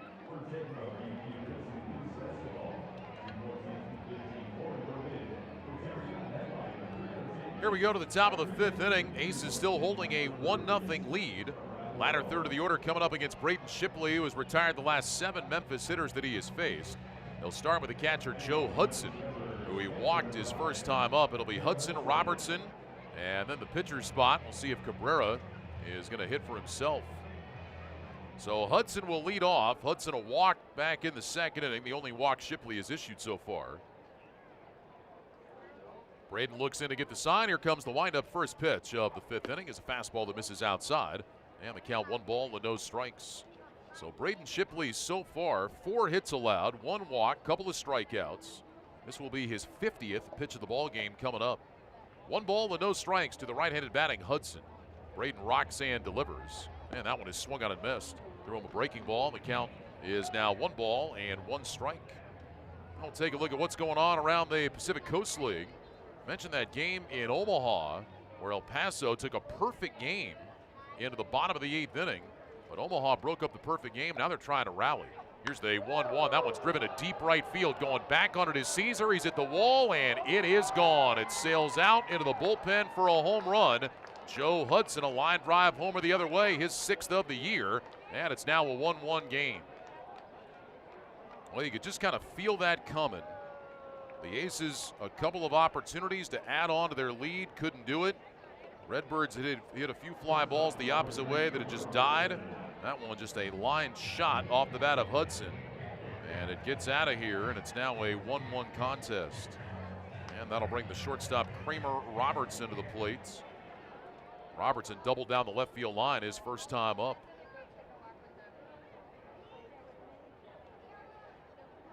Here's the windup by Shipley, and the first pitch to Robertson. Fastball, and it's in there for a called strike, 0-1. Omaha has rallied after El Paso had the perfect game. Omaha has scored 3 times in the bottom of the 8th inning. And so it is all tied up 3-3 now. And Omaha still batting in that bottom of the 8th inning. Here's the pitch, a curve, bounce foul, third base side. And they count 0-2 on Robertson. Salt Lake has rallied back. They lead Round Rock 6-4. That game is in the top of the 7th inning in Salt Lake City. San Antonio leads at Las Vegas 2-1. They're in the top of the 9th inning. 0-2 the count. Here's the windup and the pitch. Curve in the dirt. And it's now 1 ball and 2 strikes. Well, that's an odd one-day game in Vegas. And a 2-1 contest in the 9th inning. Nashville leading Tacoma 1-0. They're in the bottom of the 3rd up at Cheney Stadium. 1 ball and 2 strikes, the count to Robertson. Braden Shipley into the windup and delivers. And the pitch is swung on and missed. He blew a fastball by him at 93. So Shipley has his 3rd strikeout of the ball game. And with 1 out, here comes the pitcher Cabrera. He had a ground ball to the shortstop his first time up. Later tonight, Fresno will be in Oklahoma City. Earlier today, Sacramento rallied and beat New Orleans 4-3. Rivercats got 2 in the 9th to tie it, then scored 2 in the 10th. Held off New Orleans in the home half. So 4-3, Sacramento gets the win. They've won 2 of the first 3 in that series. Shipley's first pitch to his counterpart. Fastball lifted foul out of play to the left for strike 1. Albuquerque beat Iowa today by a score of 10-4. Roberto Ramos hit his 15th home run in that ball game for Albuquerque. No balls and one strike. The count to Genesis Cabrera. Here's the windup and the pitch. There's a curveball, and it's in there for a strike. Had Cabrera bailing out, and the count 0-2. I was just going to say, you know, Cabrera's actually had some okay swings at the fastball. I was wondering if Shipley was going to mix in that hook. He did there, and Cabrera went flying out of the box. No balls, 2 strikes. Here's the pitch. There it is again. Swung on and missed, strike 3. So Genesis Cabrera strikes out. Back-to-back Ks for Braden Shipley. 2 outs here in the 5th inning, and back to the top of the lineup for Edmundo Sosa. Sosa has hit a couple of fly balls to right field today that have both been caught.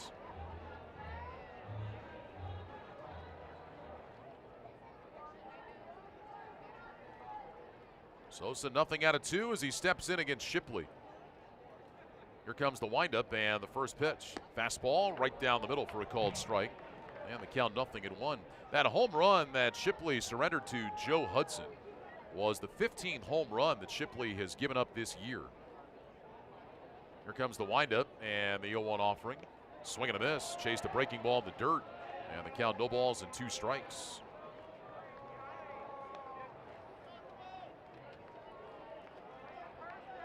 Oh, 0-2 the count here on Edmundo Sosa.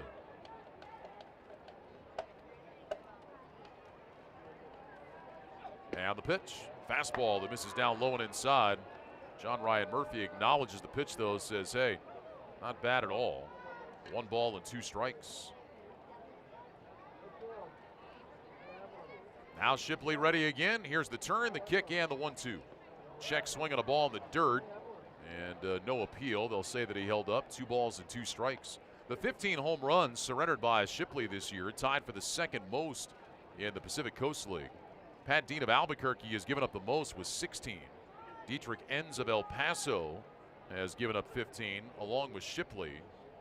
And Matt Swarmer of the Iowa Cubs. 2-2 pitch, swung on and missed. He got him. He went down and away, and Sosa strikes out. So Shipley gives up a solo homer to tie the game, but then strikes out the side. 1 run on the Hudson homer, no errors and nobody left. Halfway through our ball game here in downtown Reno, it is 1-1. Bottom of the 5th inning here at Greater Nevada Field. It's a 1-1 ball game. Reminder that you can live greater with Greater Nevada Credit Union. Members can register to win a day on the field. You and your child will meet and learn from Reno Aces players before the game. Then watch the Aces take on Fresno at Greater Nevada Field on July 21st. For more information and to register to win, visit GreaterNevadaField.com. Fresno's about to lose a player. Just saw today Jacob Wilson is going to head over to Korea. Here comes the windup. First pitch to Matt Caesar, and he takes a breaking ball for a strike, and it's 0-1. He's actually going to take the spot of former El Paso Chihuahua Carlos Asuaje, who was just released over in Korea. Here's the windup and the 0-1 delivery to Caesar. That one is up high. 1 ball and 1 strike. Caesar, Tomas, and Matheson here in the last of the 5th. 1-1 is our score. Joe Hudson tying the ball game on a solo home run against Shipley in the top of the inning. Now the windup and the 1-1. Caesar takes up high and outside. And the count 2 balls and 1 strike. Aces in the last 2 innings loaded the bases, but unable to get anything done. Reno has stranded 7 men on base, 1 for 7 with runners in scoring position. Here comes the windup and the 2-1 to Caesar. Swinging a foul back over the screen. And the count now 2 balls and 2 strikes. Caesar with 5 home runs this year, 17 runs batted in. Matt today playing in game number 23 in an Aces uniform. 2 balls and 2 strikes the count. The windup by Cabrera and the pitch. And Caesar swings and pops it up foul back over our heads again. So the Aces with a lot of opportunity today and just have not been able to cash in yet. Remember, too, we talked about the last 2 innings with the bases loaded. They had a runner at second with 1 out in the second. 2-2 pitch on the way to Caesar. Curveball, strike 3 called, and Matt knew it. So Cabrera, it's either been the high fastball or the curveball that he has used for his strikeouts today. That is his 6th of the afternoon. Second time he's gotten Caesar. And 1 out, that'll bring up Yasmani Tomas. Yasmani tripled down the right field line his first time up to drive in the Aces' lone run of the day. And then last time up, he drew a walk after falling behind on the count, 0-2. 19 home runs for Yasmani Tomas this year. Be a good time for number 20, wouldn't it? Here's the windup by Cabrera. First pitch on the way to Yasmani. Swing and a bouncer at foul wide of third. And the count, no balls and 1 strike to Tomas. Picked up RBI number 50 with that triple back in the first inning. Tomas 4th in the league in home runs, 5th in RBIs, 6th in hits coming into today. The triple was base hit number 69 on the year. Here's the windup and the 0-1 from Cabrera. Fastball way outside. And the count, 1 ball and 1 strike. Tomas also 10th in the league in slugging, and he is 10th in extra base hits. 1 ball and 1 strike, the count to Tomas. Here comes the turn, the kick, and the pitch from Cabrera. Swinging a foul, hit back over the screen, right side into the seats. 1 ball and 2 strikes now on Yasmani Tomas. 1-1 ball game, last of the 5th. Talked about that game in Vegas today. Don't get a lot of 2-1 games into the 9th inning and a day game in Vegas.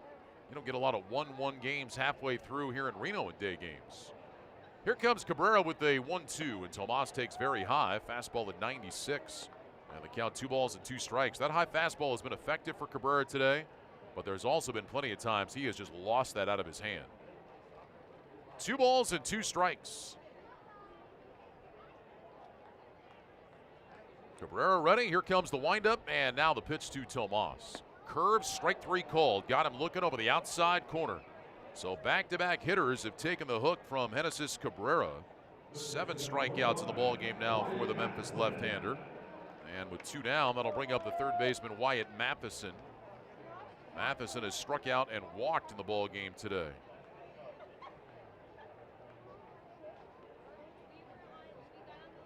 Wyatt with 11 home runs on the year, already surpassing his total from a year ago.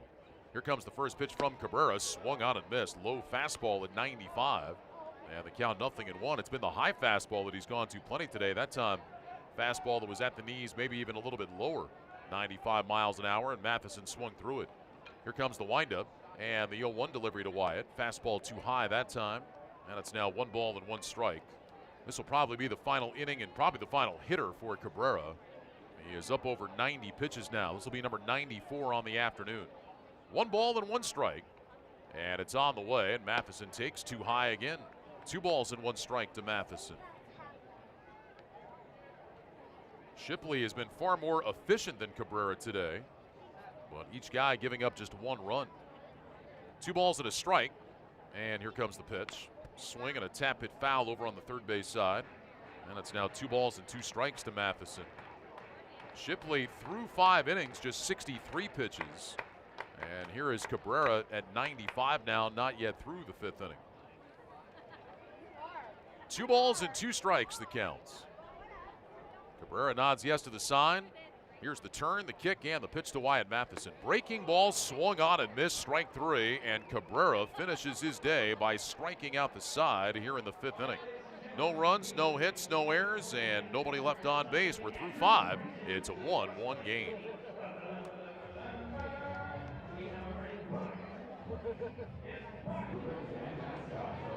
Top of the 6th inning here at Greater Nevada Field. It's a 1-1 ball game between the Aces and the Memphis Redbirds. Braden Shipley going back to work. Shipley allowed a leadoff home run to Joe Hudson in the 5th inning, then proceeded to strike out the next 3 batters that he faced. Shipley has been good so far today. Just the 1 run, given up on 5 hits. He'll face Drew Robinson, Ronhel Ravelo, and Tyler O'Neill. Well, Aces fans, the new and improved Archie's Kids Club, presented by Shields, offers free tickets, discounted concessions, on-field opportunities, and more. Go to aces.milbstore.com, and you can learn more. So, 1-1 ball game. Shipley trying to keep it tied up as he works here in the 6th inning. Robinson to lead off. Robinson, a fly ball that was lost in the sun for a single. Out trying to go to second. And then a pop-up that was caught by the shortstop, Kiricudo. Here's the windup and the first pitch, and Robinson takes a curveball low. And the count 1 ball and no strikes. Braden Shipley had retired 7 in a row going into the 5th inning before giving up the Hudson home run. Here's the pitch. Swinging a shot, pulled into right field for a base hit. So Drew Robinson with a line drive in between first and second. His 2nd hit of the ball game. And he is aboard with Ravelo coming up. Ravelo is 1 for 2. Doubled in the first inning, and then he tapped one back to the mound his last time up. So Shipley working into the 6th inning. Again, the pitch count is very low. This is something, though, that Braden has not done a whole lot of lately, having worked as a reliever for most of last year and at the start of this season. Just hasn't had a lot of opportunities to go this deep into a ball game. He has not pitched beyond 5 innings this year. Here comes the stretch, and the first pitch to Ravelo. Swing and a miss. He pulled the string on him, and the count 0-1. Taylor Widener has not gone beyond 5 innings. Taylor worked into the 6th last night, but did not get an out. Allowed 2 hits and a walk before they pulled him. And then Stephon Crichton came in and was excellent out of the pen. No balls and 1 strike, the count to Ravelo. Shipley with a turn and a move to first. It's too bad there's not a real stat to sum up what Stephon Crichton did. I mean, if Taylor Widener gets a win, and that's fine, well-deserved, Crichton should get like half a win or something. I mean, that was outstanding work by him, and then Sherfy closed it out, getting the save in the 9th. Here comes the stretch, and the 0-1 to Ravelo. Curve taken low, and the count 1 ball and 1 strike. The save for Sherfy last night is 56th with the Aces. Jimmy is now 9 for 9 in save opportunities this year. He is one of just 3 players in the minor leagues that has at least 9 saves and has not blown one this year. 1 ball and 1 strike, the count to Ravelo. Shipley the high set, and here comes the pitch. Fastball, strike over the inside corner. Good pitch, and it's now 1-2. Ben Bowden of Hartford has gone 18 for 18 this year in save opportunities, and Nate Greep of Biloxi is 13 for 13. Sherfy 9 for 9. Everybody else in the minor leagues that has at least 9 saves also has at least 1 blown save. 1 ball and 2 strikes to Ravelo. Here's Shipley's pitch. Fastball swinging a line drive to right for a base hit. Robinson will jog to second. He'll stop there. And the Redbirds have runners at first and second with nobody outs. So back-to-back singles for Memphis to start the 6th inning.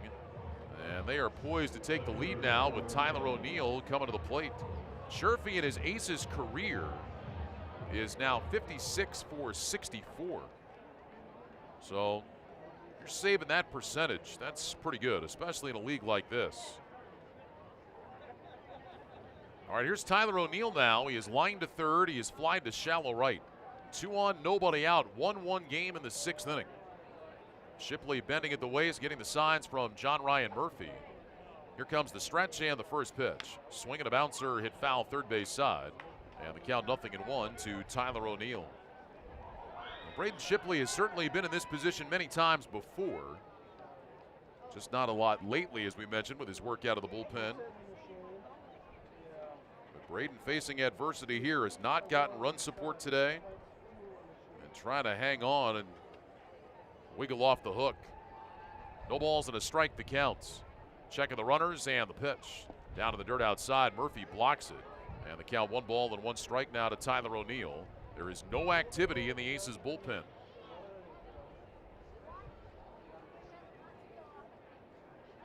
Shipley kicking around some dirt in front of the pitching rubber. Grabs his foothold, bends in as Murphy puts down the signs. O'Neill twirls that bat around, waiting. Shipley a long look in here at Murphy. Here comes the stretch.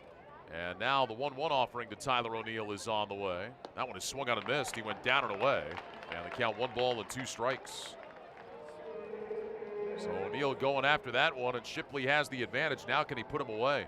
1 ball, 2 strikes. Had a couple of strikes on Ravelo, but that last pitch was up, and Ravelo was able to fight it off and hit it into right field. So 1-2 the count now to Tyler O'Neill. Here comes the stretch by Shipley. And the pitch just off the outside corner. Threw a fastball at 92, and it's now 2 balls and 2 strikes. In case you're wondering about O'Neill and grounding into double plays this season, he has only grounded into 2 of them. He hits a lot of fly balls. 2 balls and 2 strikes the count. Adolis Garcia waits his turn next.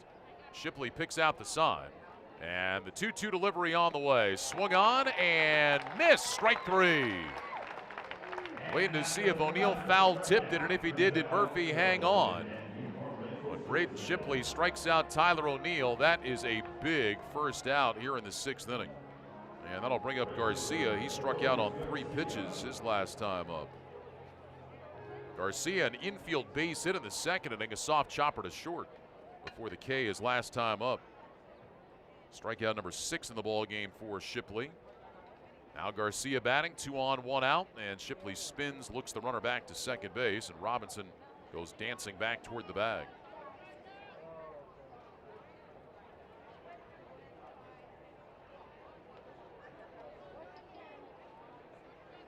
Shipley bends in, gets the sign. And here comes the first pitch to Garcia. Curveball, and he couldn't check up as it went diving into the dirt. No balls and 1 strike. Shipley's season high in strikeouts is 8. That came 2 starts ago in Albuquerque against the Isotopes. He struck out 7 in El Paso on the 23rd of May. He's got 6 here this afternoon. 1-1 game, top of the 6th inning. Runners at first and second with 1 out. No balls and a strike to Adolis Garcia. Shipley has the sign, and the right-hander's 0-1 pitch is just a little bit low.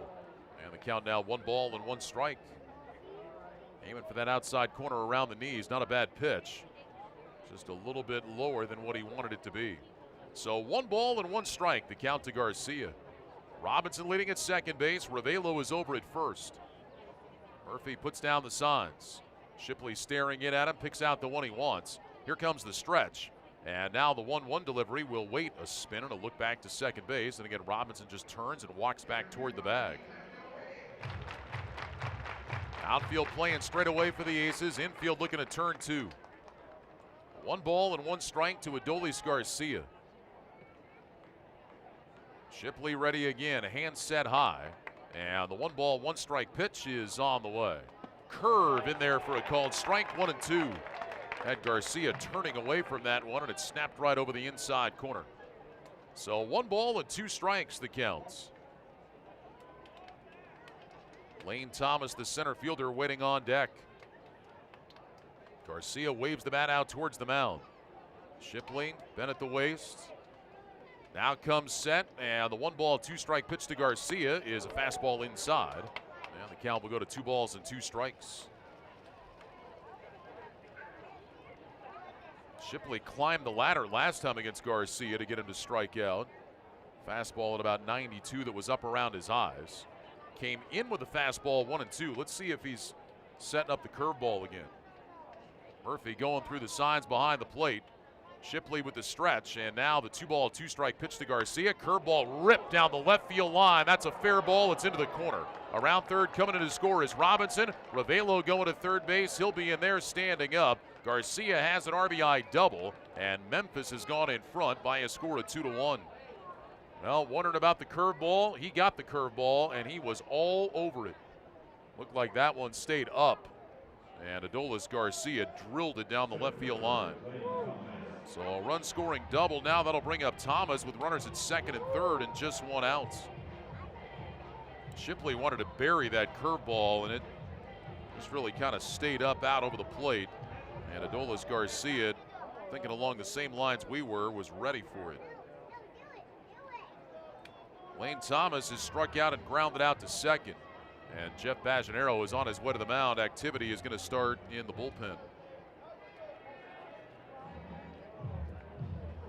So Bajanero out to talk things over with Shipley. Now this becomes a big point in this game now because the Aces just haven't gotten any offense today. They've missed a ton of opportunities. And now it's a situation where another base hit and a 3-run deficit, which is no big deal, but it's going to feel really big the way this game has gone. So Shipley really has to bear down now and find a way to minimize the damage. Conference on the mound breaks up. Lane Thomas, the batter. Aces are going to play the infield in.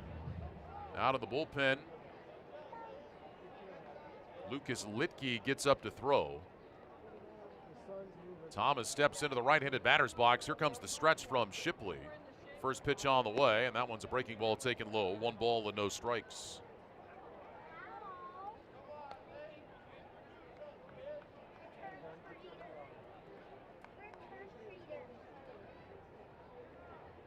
1-0 the count to Lane Thomas. 21 RBIs on the season.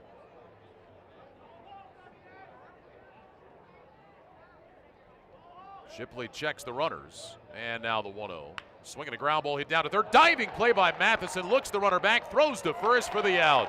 Excellent play by Matheson, who was up on the grass. A diving play to his right. He robs Thomas of a base hit and at least one RBI. And now with 2 outs, that'll bring up Joe Hudson. And that's the awesome play of the game, brought to you by Pizza Factory, your neighborhood pizzeria. Come on in, try our hand-tossed pizza, and experience the Pizza Factory difference. We toss them, they're awesome. So now here is Hudson. Hudson lined a home run into the Aces bullpen and right his last time up. Shipley will work out of the windup now with 2 outs. Hudson, a right-handed batter. And here comes the first pitch from Braden. And he misses away, 1 ball and no strikes. Hudson walked in the second inning, then had the home run in the 5th. 2-1 Memphis. If Shipley could retire Hudson here, and the Aces can stay within a run, that would be huge. 1 ball and no strikes. Here comes the windup, and Shipley delivers. Curve not close, down low and outside. 2 balls and no strikes. So Shipley went with the first pitch changeup, followed it up with a curveball, and neither one has been close. 2 balls and no strikes, the count to Hudson. Runner at third base is Ravelo. Garcia is at second. Now Shipley into the windup and the 2-0 pitch. Swinging a high drive hit to right field, going back on it is Caesar. He's on the track, he's got room, he moves to his left, and he makes the catch for the final out of the inning. 1 run, 3 hits, no errors, and 2 men left on base. We played 5.5. Redbirds in front for the first time today. They lead the Aces 2-1. Redbirds will go to the bullpen. They'll bring on the right-hander Anthony Shue, 6'2", 205-pounder, 25 years of age from Brookings, Oregon. Shue making his 7th appearance, his first in relief. He's 1-2 with a 4.74 ERA. 24 2/3 innings, 26 hits. 15 runs, 13 earned. He has walked 14, and he has struck out 30. So Shue comes on in relief of Genesis Cabrera, who goes 5 innings, allows 6 hits, but just 1 run. He walked 3, and he struck out 8. So Cabrera, a little bit like Alex Reyes yesterday, got himself into trouble, but showed the ability to get out of it. The 8 strikeouts, a big help to him. 96 pitches, 56 strikes. And John Ryan Murphy will lead off here against Shue. Well, Shue has been working as a starter, but in his last start up in Tacoma, he did not get out of the first inning. And so they wanted to get him some work today. They got an off day coming up. Wanted to get him out there, have him throw at least an inning or 2. Try to get in regular work, and then he'll be back in their rotation going forward. John Ryan Murphy leading off. He's 0 for 2 today.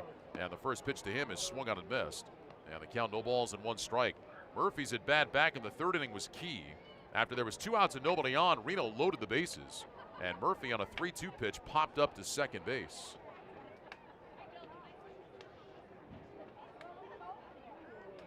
Here's the windup and the 0-1. That one bounces past the catcher back to the backstop. And the count now 1 ball and 1 strike to John Ryan Murphy. Shue's start on Wednesday in Tacoma. 2/3 of an inning, 3 hits, 6 runs, and he walked 3.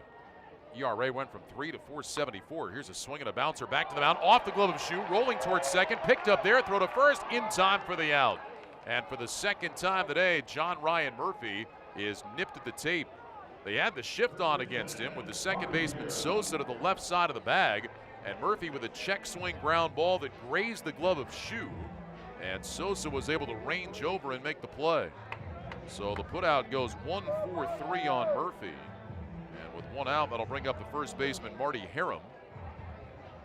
Marty had a couple of good ABs against Cabrera today. Doubled twice against him. Here's the windup by Shue and the pitch. And a fastball is in there for a called strike. And the count 0-1 to Marty Harum.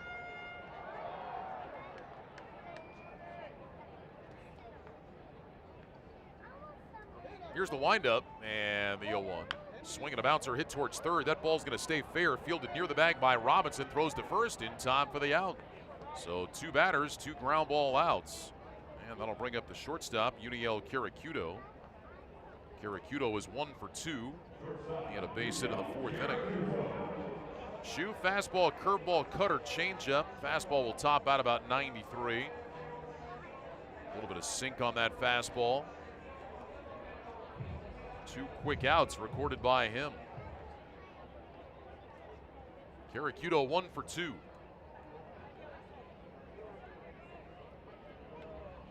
Long look in here by Shu. Now the windup and the pitch. Fastball, and it misses outside. 1 ball and no strikes. Travis Snyder has come out on deck to hit for Braden Shipley. Activity continuing in the bullpen. Litke had been up. He sat down now. Here's the wind and the 1-0 to Karakudo. Change up in there for a called strike. And the count 1-1. Karakudo does have 4 home runs this year. 1 ball and 1 strike, the count. Here comes the windup. Shu delivers, and the pitch is down low and inside. Past the catcher, Hudson back to the screen. And the count will go to 2 balls and 1 strike. 2-1 Memphis, bottom of the 6th inning. Winner of this game will have a chance to win the series here tomorrow night. 7:05 start as we wrap up the set. Aces off to Texas. Memphis going back home. We've got Las Vegas and Salt Lake coming in. 2 balls and 1 strike, the count to Karakudo.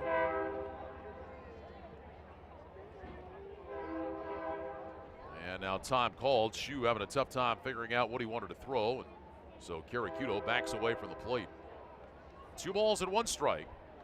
Here's the windup, and now the pitch. Karakudo swings and misses. High fastball.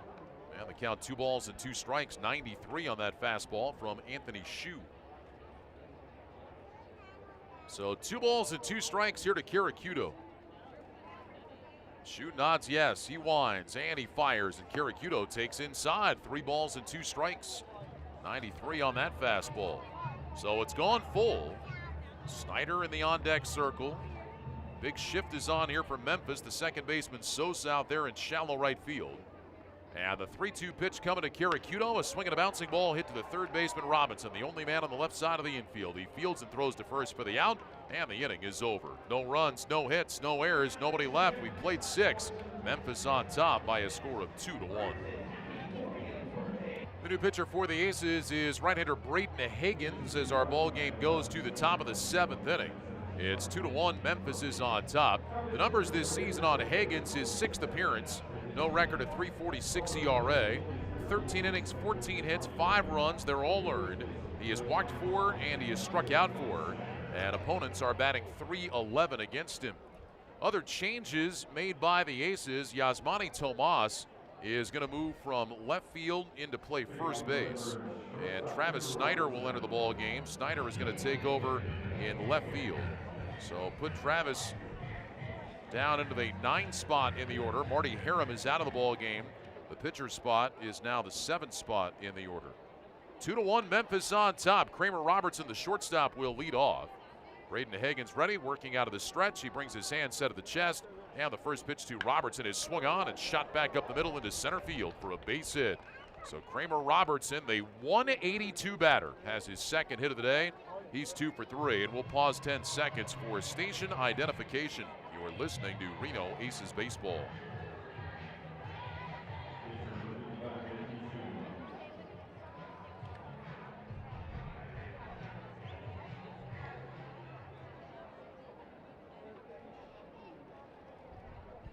Along with Sean Fincham in our Fox Sports 630 studios, Ryan Radke with you here at Greater Nevada Field. We're in the top of the 7th inning. And Braden Higgins with a throw to first base. That'll chase Robertson back to the bag. 2-1 Memphis on top. Kramer Robertson, 2 base hits in the ball game this afternoon. And now here is Shu, the pitcher, and a chance to lay down a sacrifice bunt and move Robertson into scoring position. Here comes the stretch.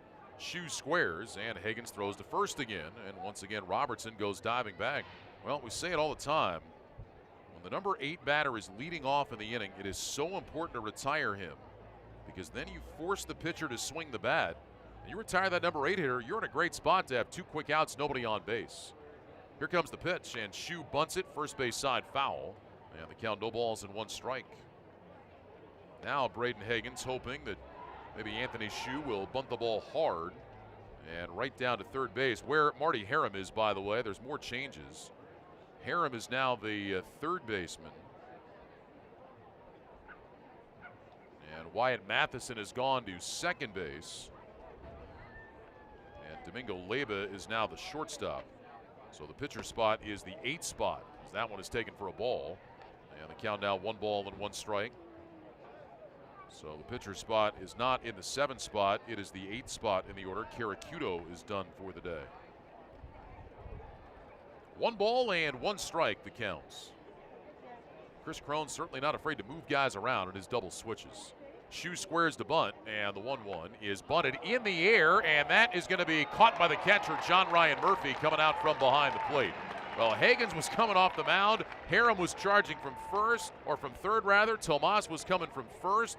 There was all kinds of bodies, and Murphy in between everybody makes that play, and Robertson holds at first base. So 1 out, back to the top of the lineup. Edmundo Sosa, the second baseman. Sosa 0 for 3 against Shipley today. 2 fly balls to right. And then he struck out his last time up.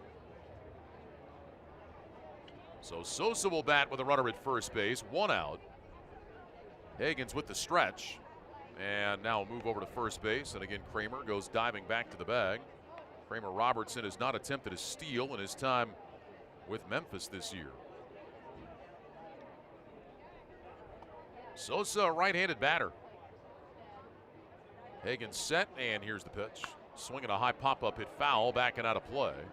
And the count, no balls and 1 strike. Well, taking a look at the Major League scoreboard this afternoon.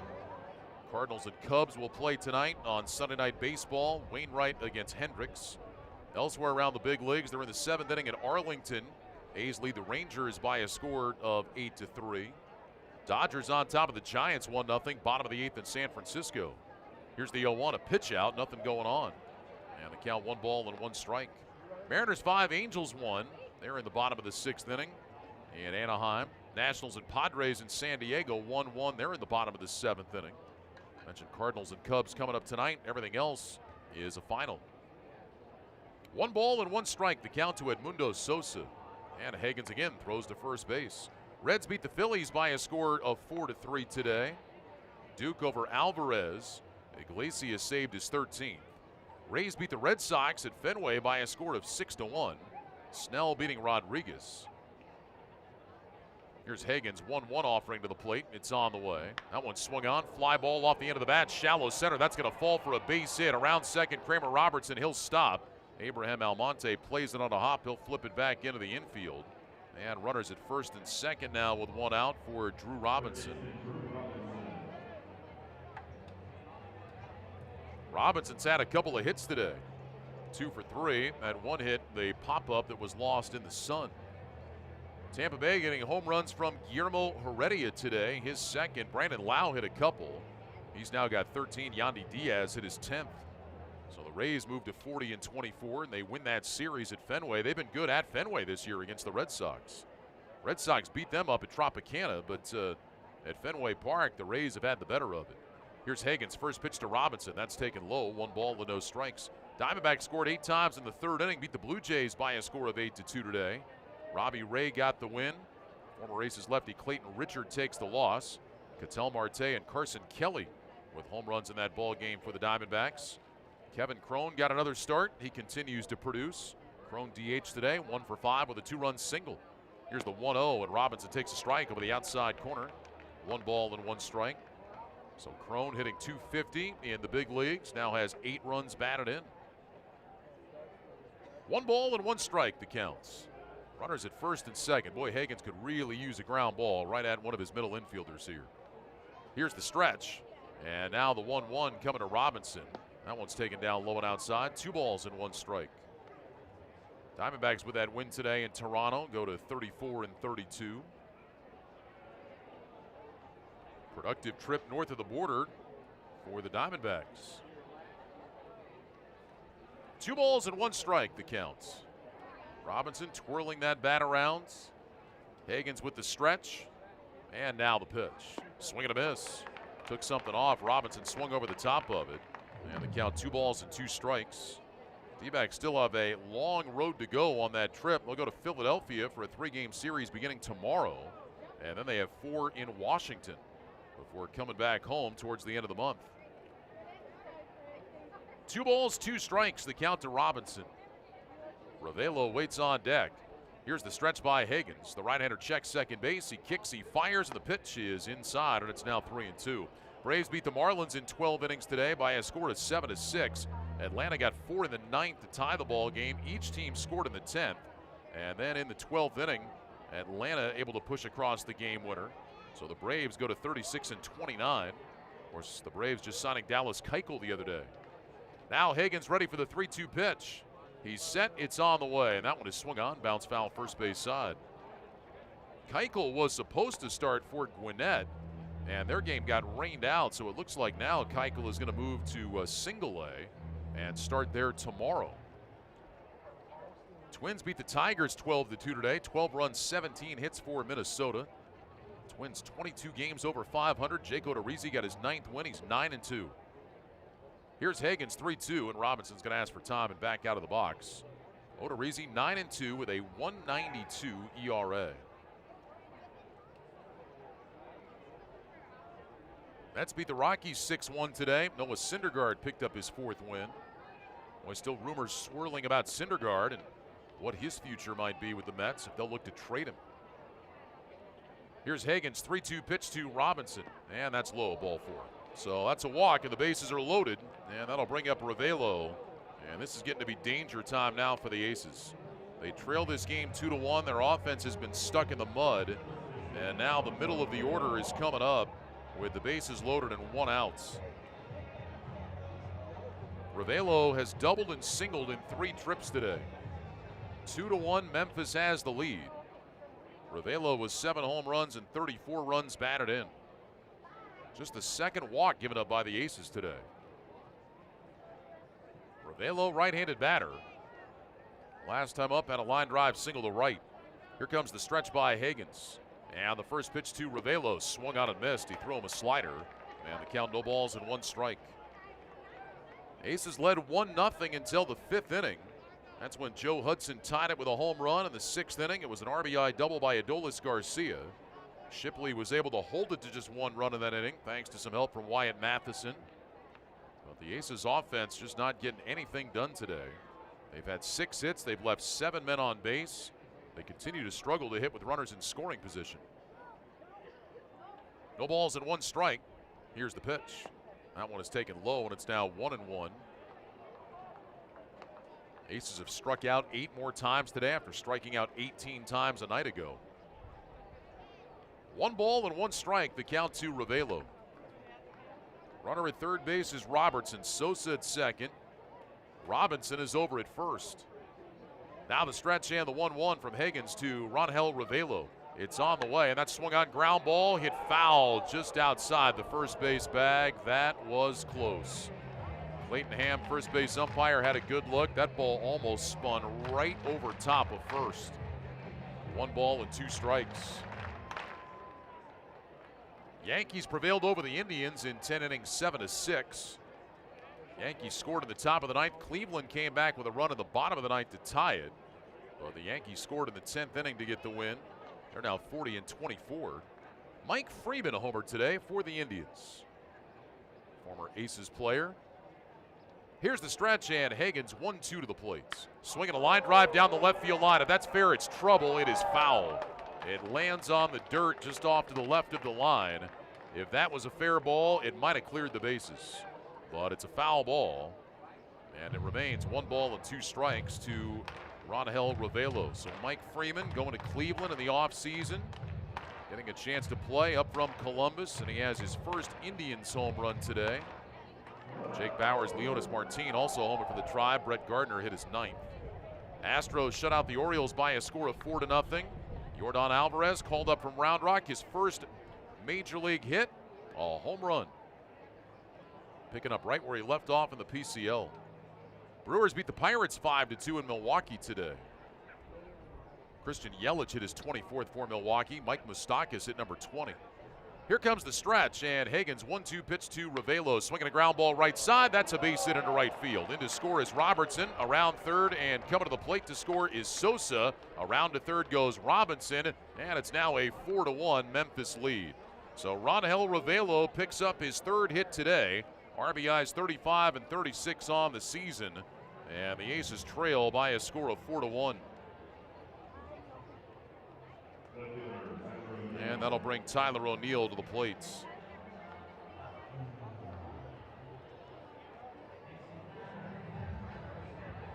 O'Neill is 0 for 3. He's lined to third, fly to right, and struck outs.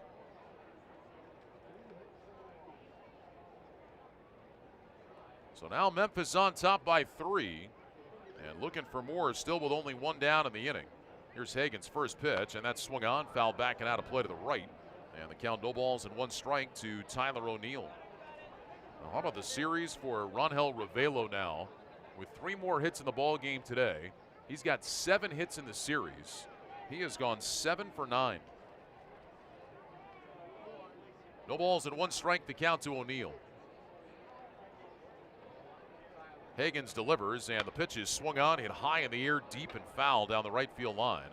And the count, no balls and 2 strikes. Well, the Aces still have 9 outs left to play with, but they've got to get their offense going. Offense wasn't great last night. It was enough, though, behind excellent pitching. Today, the offense has been non-existent. No balls and 2 strikes the count, and for the offense to matter, Hagens has to stem the tide here. The 0-2 pitch to Tyler O'Neill, swung on, line down the right field line. That's trouble. That's a base hit. In to score from third is Robinson. Ravelo around second. He's going to third. O'Neill is into second base. He's got an RBI double, and the Redbirds lead by a score of 5-1. So Memphis opening it up here in the 7th inning. Runners at second and third, still only 1 out. Adolis Garcia is coming to the plate.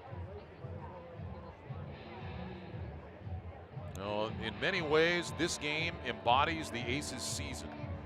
Able to win last night, had a pretty good game.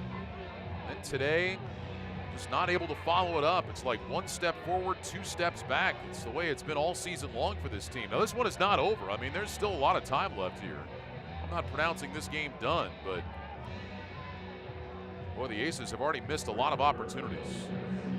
So a 5-1 ball game now. Runners at second and third, 1 out. The infield will come in. And here is Adolis Garcia, who's had 2 hits. He had an RBI double his last time up. Here comes the stretch by Hagens. And the first pitch to Garcia. Swinging a pop-up hit foul to the right. The count, no balls and 1 strike. And it's hard the way the Aces pitching staff has struggled this year when you get into games like this, hoping that they can put up a string of zeros. It just hasn't happened this year. Worst ERA in professional baseball. It's 7.01. Giving up more runs, more hits than anybody else in minor league baseball. No balls and 1 strike. Hagens delivers, and the pitch is swung on. A high chop over the head of Harriman to left field for a base hit. That's going to score at least 1. O'Neill's going to stop at third, but Ravelo comes in. It's an RBI base hit for Adolis Garcia, and it's now a 6-1 Memphis lead. 4 runs have scored here in this inning for the Redbirds. Well, Harriman was up close at third base, and just a high chopper that carried over his head out into left field. O'Neill stopping at third base. Garcia picks up his 3rd hit, his 2nd RBI, and that'll bring up Lane Thomas.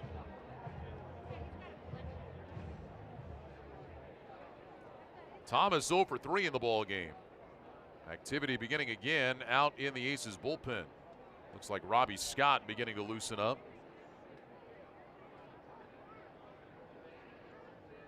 Hagens set for the first pitch, and here it comes to Thomas. Curveball swung on, foul tipped into the mid of Murphy. And the count, no balls and 1 strike. Thomas, the 8th man to bat in this inning. 4 runs have come in. Memphis leading at 6-1. They did this to the Aces on Saturday, or on Friday rather.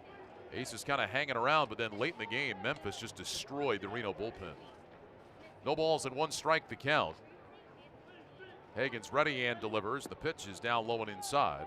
And the count, 1 ball and 1 strike. White Sox beat the Royals in Kansas City 5-2 today.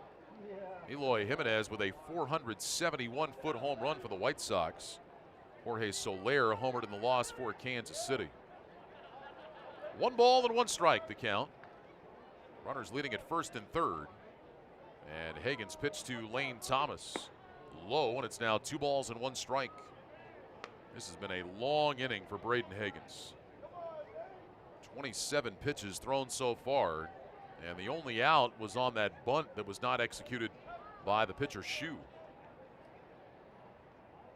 2 balls and 1 strike, the counts. Hagens set, here comes the pitch. And that fastball is in there for a called strike. And it's now 2 balls and 2 strikes.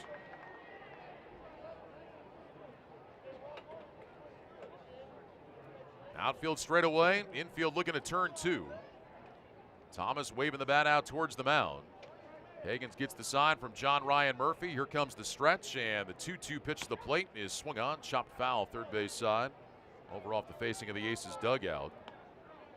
And it's still 2 balls and 2 strikes on Thomas.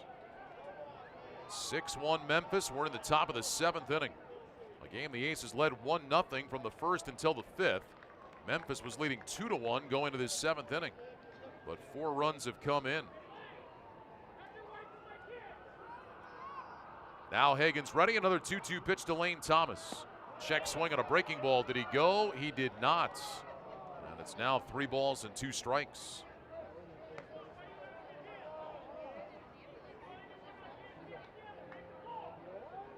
So 3-2 the count on Thomas. Joe Hudson waiting on deck. Murphy out in front of the plate, goes through a couple of signs.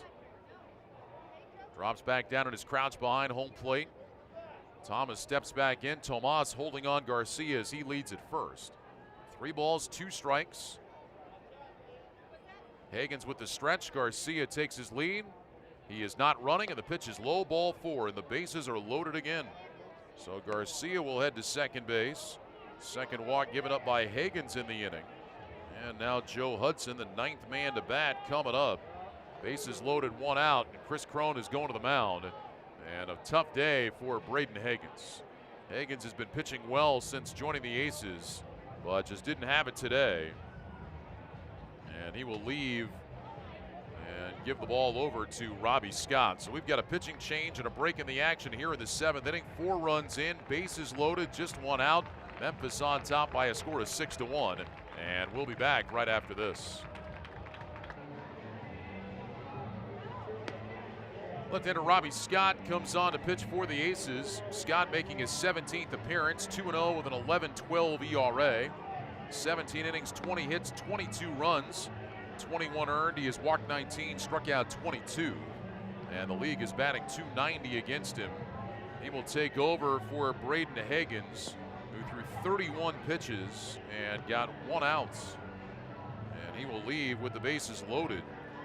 6-1 Memphis on top. 4 runs have scored in this inning. So an unfortunately tough day for Braden Hagens. And now Robbie Scott coming on. He'll face Hudson, who was walked, homered, and flied to right in the ball game. Scott working for the first time in the series.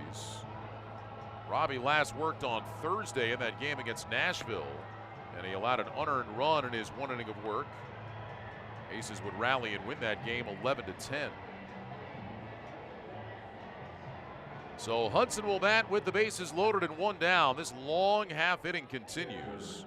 Hudson, the 9th man to bat. This all started with Kramer Robertson's base hit up the middle. Shu popped up a bunt. Sosa singled. Robinson walked.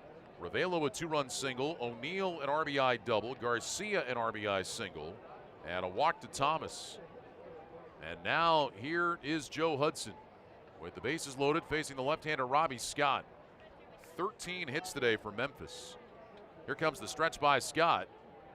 And the first pitch on the way, and that one is a breaking ball that spins in for a called strike. And the count is 0-1. Memphis in the opener here on Friday pounded out 18 hits. They had 8 last night. They've got 13 here today. No balls and 1 strike, the count to Hudson. Scott at the belt, and now delivers. Down low and outside with a fastball. 1 ball and 1 strike. Well, if the Aces are going to have any realistic hope of coming back, Robbie Scott's got to find a way to get out of this jam. Certainly not easy, coming in with the bases loaded and one down.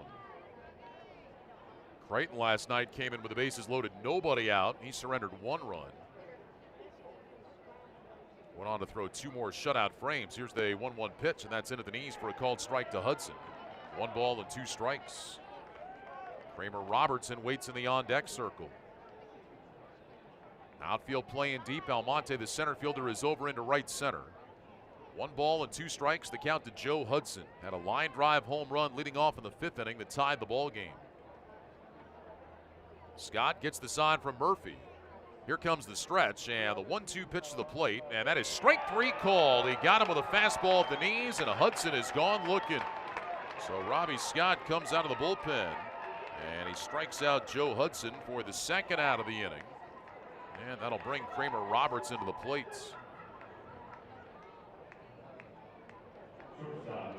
Robertson with a couple of hits. Doubled in the 2nd, and he singled and scored leading off in this inning. Bases loaded, 2 away now. Scott taking a long look in. Runners lead at every base for Memphis. Here comes the stretch from Robbie. First pitch on the way. And a breaking ball spins in there for a called strike.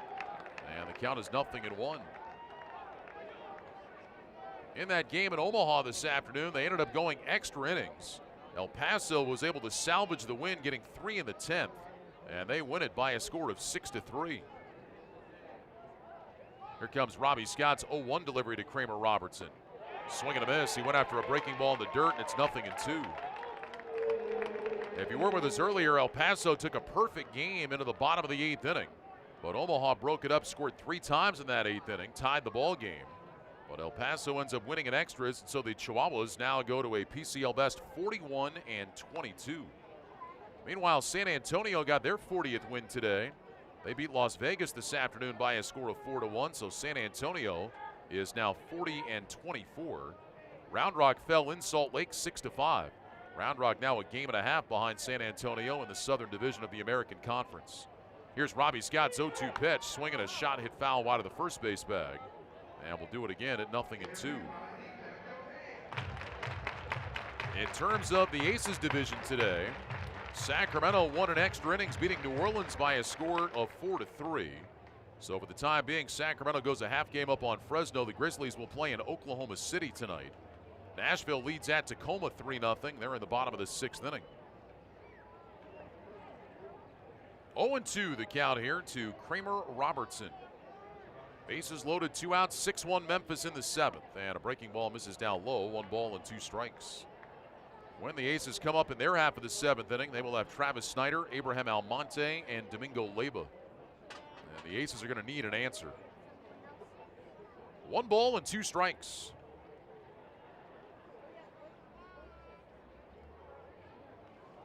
Scott up on top, looks in for the signs. Robertson patiently waiting. And now the 1 ball, 2 strike pitch. Here it comes. Down low, he missed with a fastball. 2 balls and 2 strikes. 10th man to bat in this inning. Robbie Scott trying to bring a close to what has been a very long top of the 7th inning. This half inning has lasted about a half hour. It was 2-1 when we started. Now Memphis on top by 5. 2 balls and 2 strikes. Scott ready again. Runners lead at every base. And the lefty's pitch. Swinging a tap foul at the plate. Robertson just got a piece and he stays alive at 2-2. Finale of the series here tomorrow. Tuesday, the Aces travel to Texas. Wednesday, we'll greet you from the Dell Diamond in Round Rock. Those games will be 5:05 Pacific time starts. For the games in Round Rock on Wednesday, Thursday, and Friday. Same for San Antonio, Saturday, Monday, and Tuesday. Sunday's game in San Antonio will be a daytime start. Here comes the stretch by Scott, and the 2-2 pitch to the plate. That's outside. 3 balls and 2 strikes. So we'll see the runners on the move now. 3 balls, 2 strikes, 2 outs. Everybody will be off and running on the pitch.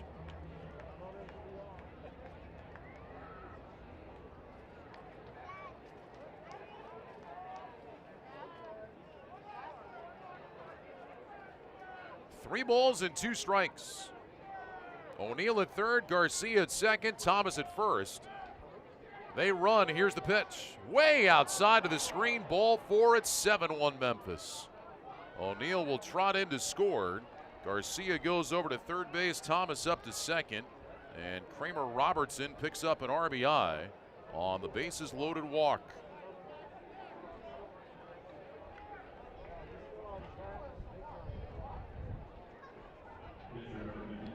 So that'll bring the pitcher Anthony Shue to the plate. Shue popped up a bunt attempt earlier in the inning. He's 1 for 10 swinging the bat this year. Productive inning for Kramer Robertson. A single, a walk, a run scored, and an RBI all in one inning. Here comes Robbie Scott's first pitch to Anthony Shue, and that misses low. 1 ball and no strikes. So a 5-run inning here from Memphis to break this game open.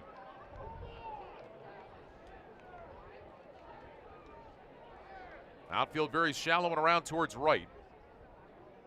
That run charged to Higgins, by the way, and he's still responsible for the 2 men in scoring position. Here comes Robbie Scott's 1-0 pitch to Shue. That fastball is called a strike. Hit the outside corner, and it's now 1 ball and 1 strike.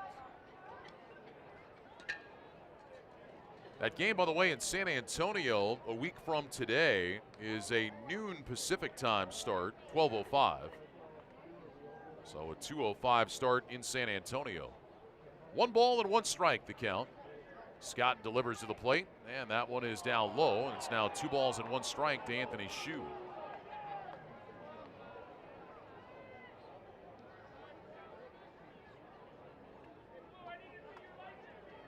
Two balls and 1 strike.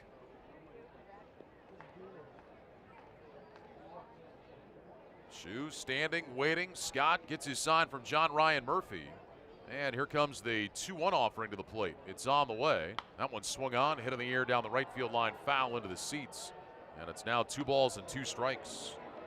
5-run 7th inning here for Memphis today. It was a 5-run 8th inning on Friday night.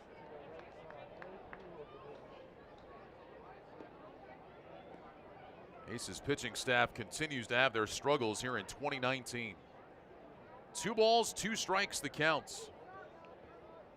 Shue twirls that bat around. Waiting as Scott picks out the sign. And the 2 ball, 2 strike offering from Robbie. Here it comes, and that one is strike 3 called over the outside corner. Shue has gone looking, and mercifully, this inning comes to an end. 5 runs scored in the inning on 5 base hits. There were no errors, and 3 men left on base. Time to stand and stretch here in downtown Reno. Memphis on top by a score of 7-1. No, it's not too late to book your group outing to an Aces game with new options and hosting areas. Greater Nevada Field has just the area for your summer outing. Call 775-334-7000, or you can visit renoaces.com for more information. Aces have to get the offense going. They're down by a score of 7-1 as our ball game goes to the bottom of the 7th inning. A 5-run top of the 7th inning for Memphis opening this game up. Travis Snyder is going to lead off. Snyder came in defensively in the double switch with Braden Higgins. And so he will lead off here against Anthony Shue, and the first pitch is taken low, 1 ball and no strikes. Snyder for the season hitting .274. He's got 4 home runs and 18 RBIs. Here's the windup and the pitch, and that one is in there for a called strike. And the count is now 1-1. Snyder last night, couple of walks, was 0 for 2 in the ball game. 1 ball and 1 strike, the count.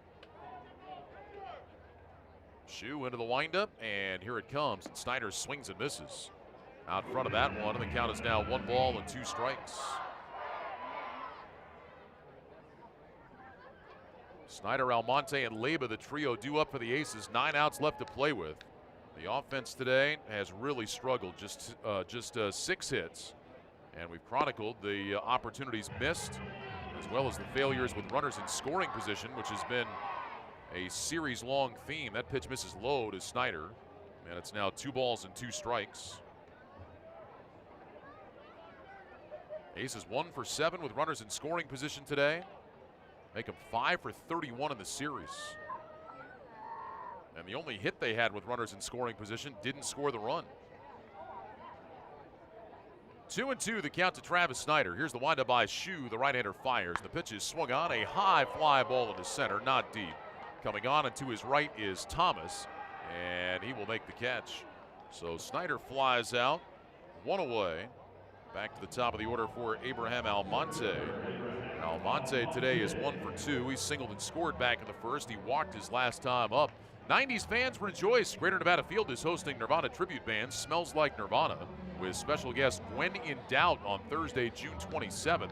You can get your tickets at GreaterNevadaField.com. Abraham Almonte batting with 1 out. The base is empty here in the last of the 7th. Here comes the windup and the first pitch. Fastball, and that one is in there for a called strike. 0-1 to Almonte. Had a home run in the ball game last night, his 7th of the season. Came batting left-handed. He hit it to left field. The 0-1. There's a swing and a little fly ball into shallow center, and that's going to fall for a base hit. So Almonte picks up his second hit of the day with a flare into center. A 1-out single, and here comes the second baseman, Domingo Leyba. Leyba is 0 out of 3. He's flying to center, been called out on strikes, and then he grounded into a double play with the bases loaded and 1 out in the 4th inning. So Domingo has had a tough series here so far against Memphis. He's gone 1 for 11. He'll bat against the righty Shu. Genesis Cabrera, the starter, 1 run allowed on 6 hits in 5 innings, 3 walks and 8 strikeouts. He'll have a chance to be the winning pitcher. Swing and a miss by Leyba. And the count, no balls and 1 strike. Meanwhile, Braden Shipley pitched very well for the Aces. 6 innings, 8 hits, 2 runs. But he is on the hook for the loss. Leyba taking a walk outside the batter's box after that big swing and a miss. No balls and 1 strike the counts. Almonte over at first base being held on by Ravelo. 3 infielders over to the right as second. Shu with his hands down to the belt. Now throws the 0-1 pitch to Leyba. That one swung on, popped up foul third base side. And the count, no balls and 2 strikes. Matt Caesar will bat next.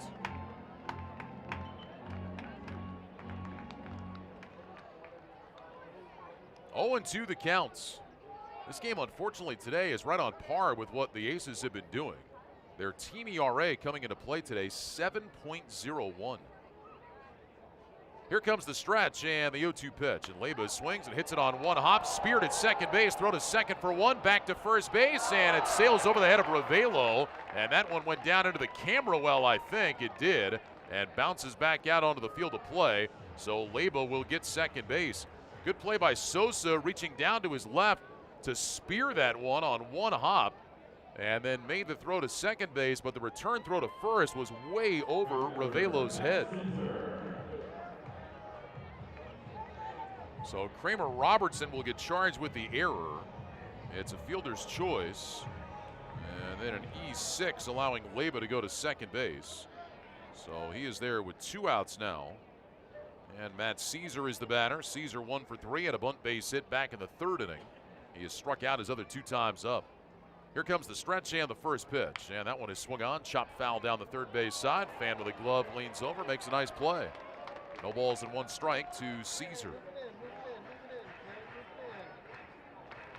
First error committed by Memphis today. First error on either side committed in the ball game. No balls and 1 strike. The count to Matt Caesar. 7-1 Memphis. Shu ready at the belt and the pitch. Swinging a foul straight back behind the screen. And the count 0-2.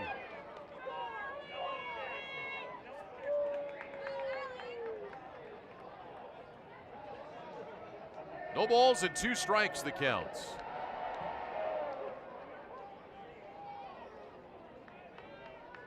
Leyba walking off the bag out at second base. Shu looking in, reads the signs put down by Hudson. And now the 0-2 pitch to Caesar. Check swing on a breaking ball. Did he go? No. Held up, and it's 1 ball and 2 strikes. Caesar tempted by that one that was drifting off the outside corner. But according to Clayton Ham, able to hold his hands back, and he did. That was a good call. 1 ball and 2 strikes. Caesar standing and waiting. Shoe ready to go to work. Looks back at second and now brings home the 1-2. And that's swung on. Fly ball hit to left. Tyler O'Neill is right there waiting for it. And he will make the catch for the final out. No runs, a hit, an error, and 1 man left on base. We played 7. Memphis on top by a score of 7-1.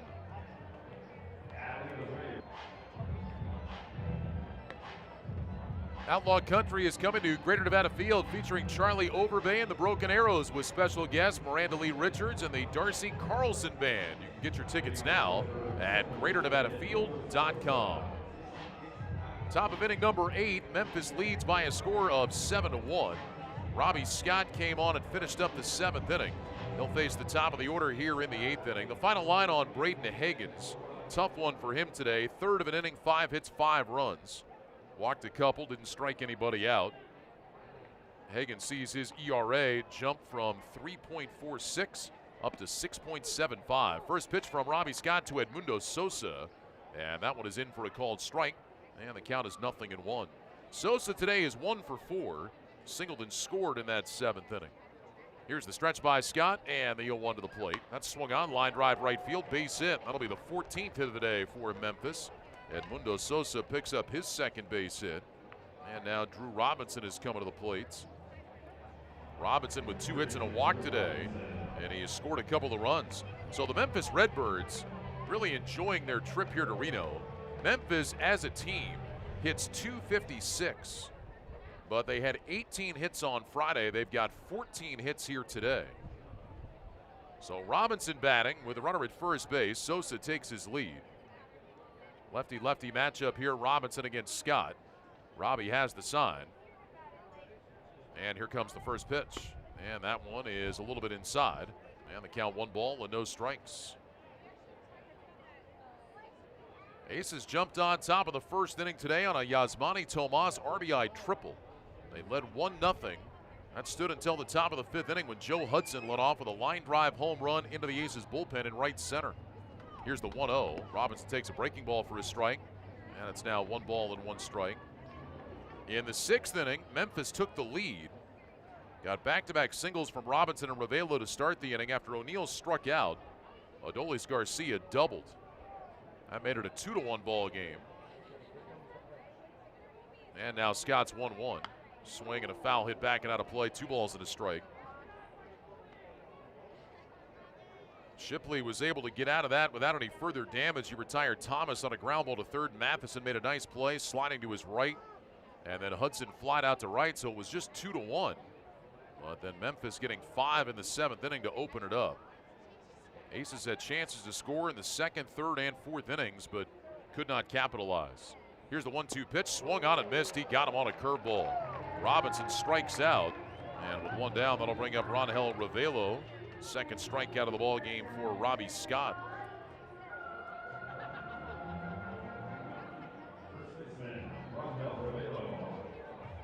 Ravelo with 3 more hits today. 2 singles, a double, a run scored, 2 batted in. Heck of a series for Ronhel Ravelo. He was 4 for 5 here in the ball game on Friday with a couple of RBIs. Runner at first with 1 out. Ravelo, right-handed batter, steps in. Scott ready at the belt, and the lefty fires. Misses down low and inside with a breaking ball. 1 ball and no strikes. Tomorrow night to wrap up this series, the Aces send Alex Young to the mounds. Young, the left-hander, will be opposed by Jake Woodford, the right-hander from Memphis. RenoAces.com to get your tickets. 6:55 airtime tomorrow night, 7:05 first pitch. That one is in there at the knees for a called strike. And the count now 1-1 to Ronhel Ravelo. Looking like the Aces will need to win tomorrow to split the series. They have already assured themselves of a winning homestand. A win for Memphis today would assure them of a winning road trip after taking 2 out of 3 up in Tacoma. Here's Robbie Scott's 1-1 to Ravelo. Swinging a ground ball hit back at 3rd, backhanded by Harum. It's off his glove, and everybody is going to be safe. Marty moving to his right, had that ball clank off his glove, so Sosa safe at 2nd base. Ravelo is safe at 1st. 2 runners aboard with 1 out, and Tyler O'Neill coming to the plates.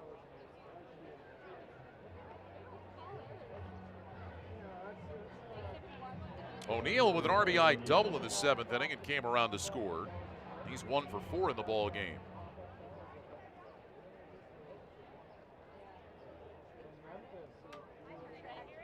So Memphis now looking to add on to what is a 6-run advantage.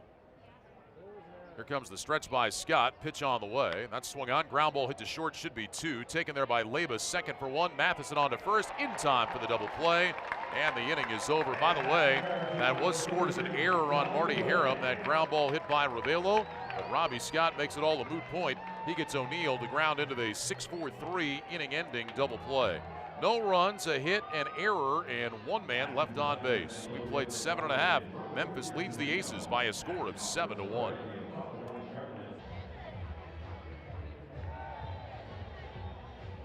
Well, fans, we have a rockin' night coming up on Sunday, July 21st, when Adelita's Way takes the stage upstairs at Greater Nevada Field with Savage After Midnight and Taking Dawn. Get your tickets now at the ticket office or online at GreaterNevadaField.com. Bottom of the 8th inning, Memphis 7, the Aces 1. And Yasmani Tomas will lead off against Anthony Hsu. Tomas 1 for 2, an RBI triple back in the 1st inning, producing the Aces' lone run. He walked in the 3rd, he was called out on strikes in the 5th, and he swings at the first pitch and chops it foul up into the seats behind the Aces dugout. And the count, no balls and 1 strike to Yasmani. Anthony Hsu out for his 3rd inning of work. Retired the side in order in the 6th inning. Worked around a hit and an error in the 7th inning. And now on for the 8th, and the 0-1 delivery to Tomas is a breaking ball taken away. And the count now 1 ball and 1 strike. Cutter that time at 88 miles an hour to Tomas. 1 ball and 1 strike. Here comes the windup, and now the pitch. Fastball swinging a high fly ball into left. Tyler O'Neill coming on and to his right, looking up into the blue sky with the sunglasses on, and he makes the catch for out number 1. And that'll bring Wyatt Matheson to the plates. Matheson 0 for 2 in the ball game today. Walked in the 3rd inning. He has struck out in his other 2 at-bats. 1 run, 7 hits for the Aces today. 7 runs, 14 hits for Memphis.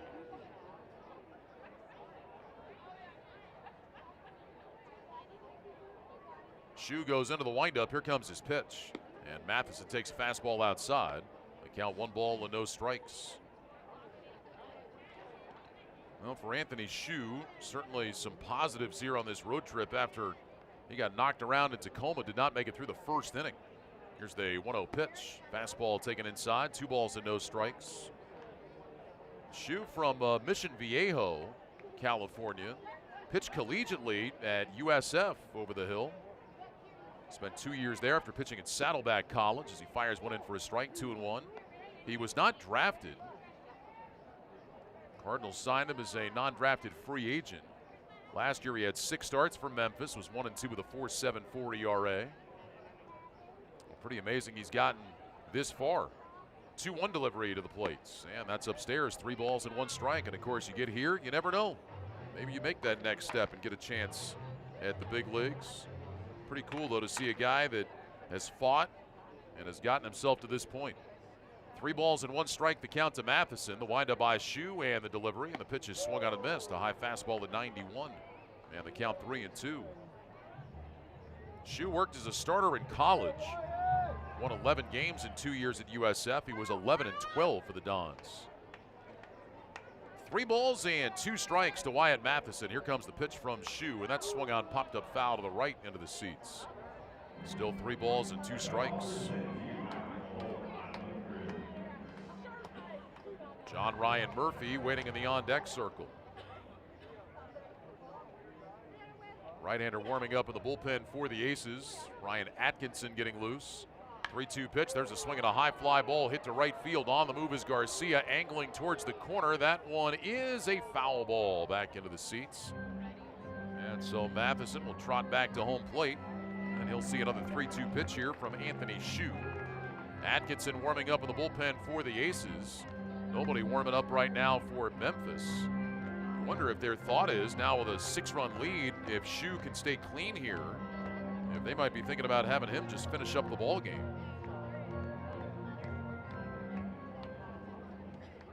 3 balls and 2 strikes the counts. Shu standing tall. Here's the windup, and now the pitch. Inside it, hit him. And for the 14th time this year, Wyatt Matheson is hit by a pitch. So his league lead grows. So the Aces get a 1-out base runner, and that'll bring John Ryan Murphy to the plate. Murphy is 0 for 3. He's grounded out to third. He has popped to second and grounded out to second base. Murphy back in the second inning, hit a ground ball off the glove of Robinson, but he recovered, threw out Murphy by a half step. And then in the 6th inning, he had a check swing roller that went off Shu's glove, but right out to Sosa, and again, just nipped at the tape. Shu back to working out of the stretch, Matheson not being held on. First pitch to John Ryan Murphy is way inside, and the count 1 ball and no strikes. Well, you wonder if Matheson will take second. The Aces, I think already this year, have set an all-time record for defensive indifference, taking second base. 1 ball and no strikes. And here's the pitch. There goes Matheson. Murphy swings and misses, so Matheson will get second on indifference. Takes the double play out of order. 1 ball and 1 strike to John Ryan Murphy.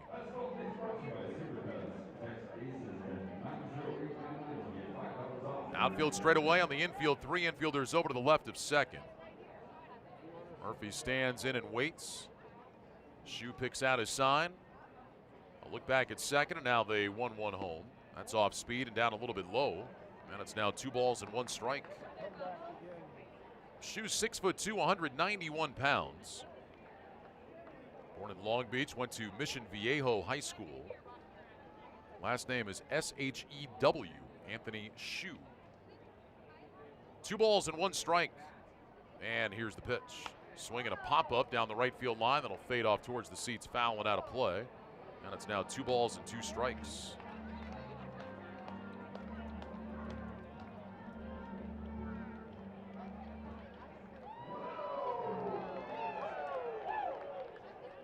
Two balls and 2 strikes, the count to John Ryan Murphy.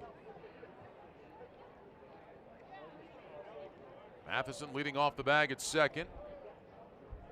Shu taking a long look in. Now hands down to the belt, and the 2-2 to the plate is a breaking ball outside. And the count now 3 balls and 2 strikes. Marty Harum is in the on-deck circle for the Aces. 7-1 Memphis, bottom of the 8th inning. Aces have not scored since the 1st. They have not had a scoring threat since the 4th. 3 balls and 2 strikes. Shu will look back at second. Here it comes. And that swung on. Ground ball. Base hit left field. Matheson had to hold up, so he will stop at third as O'Neill fires it back in. Cut off over there near the third base bag by the pitcher, Shu. And runners at first and third with 1 out. That'll bring up Marty Harum, who's had a good day at the plate so far.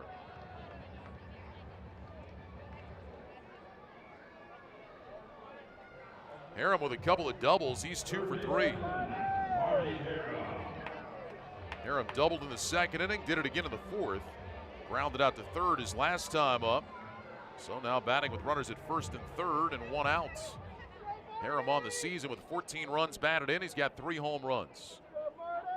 Anthony Shu comes set. And here's the first pitch. And Harum takes a fastball inside, ball 1. Aces have grounded into 1 double play today. That was Leyba back in the 4th inning. That's what Shu was looking for here. 1 ball and no strikes. Shu gets the sign. And now the pitch. Fastball, that's a strike over the inside corner. That'll leave it up 1 ball and 1 strike to Marty Harum. Wyatt Matheson over at third base. John Ryan Murphy is at first. Second baseman Sosa shaded over towards the bag. Now Shu's 1-1 offering to the right-handed batting Harum. And Marty swings, line drive, base hit center field. That'll score Matheson. And it's now a 7-2 game, and a heck of a game for Marty Harum. That's his 3rd hit, and he picks up an RBI. So Harum 3 for 4 in the contest. Murphy moves up to second base. And now a 7-2 game. And the pitcher spot is due. So we are going to see a pinch hitter. Cody Decker is going to come up and hit.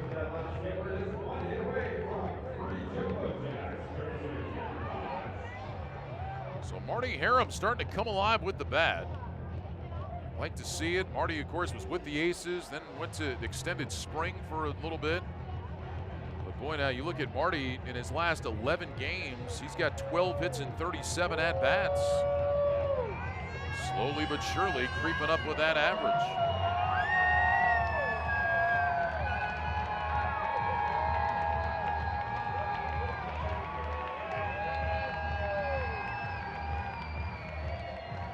So here's Decker to hit in the 8th inning. Activity starts in the Memphis bullpen. They've got a right-hander up to throw as Cody Decker will pinch hit in the pitcher spot. Runners at first and second with 1 out. Decker for the season hitting .236 with 5 home runs and 15 RBIs. And time called. Shu cannot get together with the catcher Hudson on the pitch selection.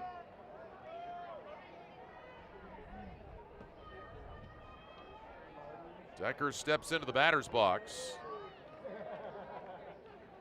Shu takes a look in. He's set. And here comes the first pitch to Cody Decker. Swing and a miss. And the count is 0-1. Took something off there. And Decker swung over the top of it. No balls and 1 strike the count. Decker yesterday pinch hit in the 8th inning and struck out against Chasen Shreve.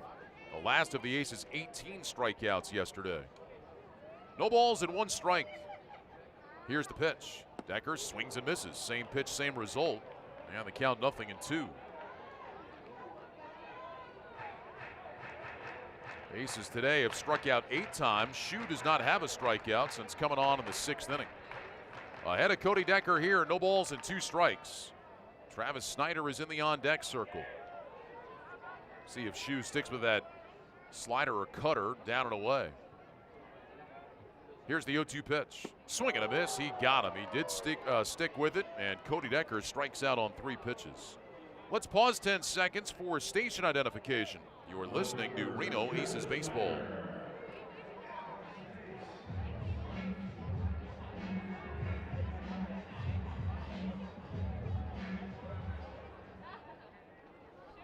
So here's Travis Snyder now with 2 on and 2 out. Last of the 8th inning. Aces trailing 7-2.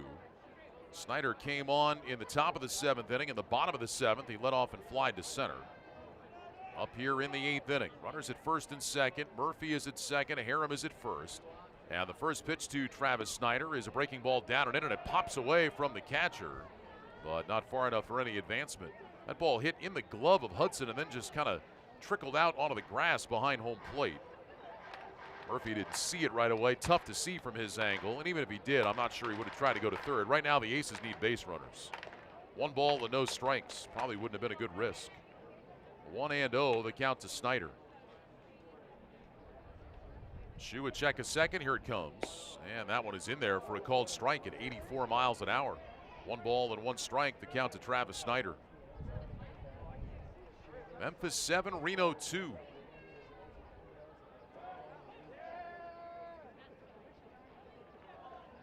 Ryan Atkinson has been up in the bullpen, so is Joey Crable. 1 ball and 1 strike. And the pitch. Up high and inside, 2 balls and 1 strike to Snyder. In fact, both guys are still throwing right now. Atkinson is on the mound nearest to the fence, and then Crable is on the mound back nearest to that back wall. 2 balls and 1 strike to Travis Snyder. Runners take their lead. Shu is ready, and here comes the pitch. Swinging a foul tip held by the catcher Hudson. And the count down 2 balls and 2 strikes. Top of the order, Abraham Almonte waits his turn next.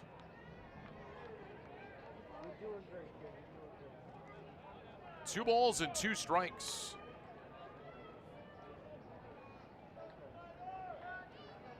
Shift is on the infield. Outfield played around towards right field. And here comes the 2-2 to Snyder. Swinging a high pop-up. That'll find the seats back behind the Aces dugout on the third base side.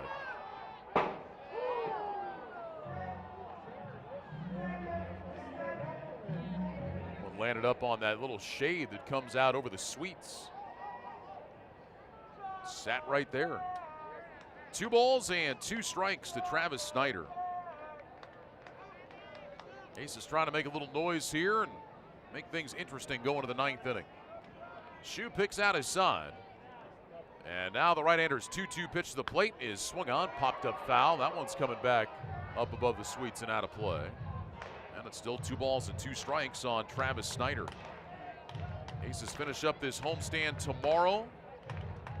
Then on to Round Rock in San Antonio. When the Aces get back home, they'll see the Albuquerque Isotopes. Albuquerque will be making their final visit to Greater Nevada Field. That'll be the last series between the 2 teams this year.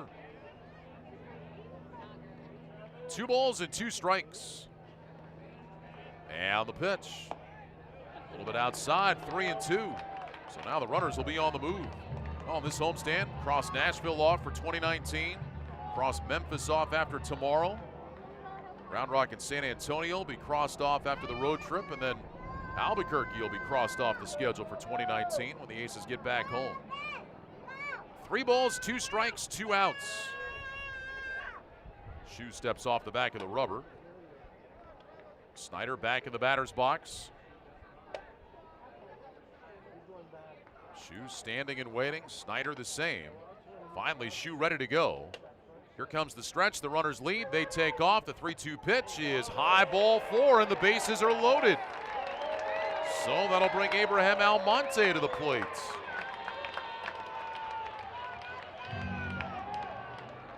Well, the Aces may just make things interesting here.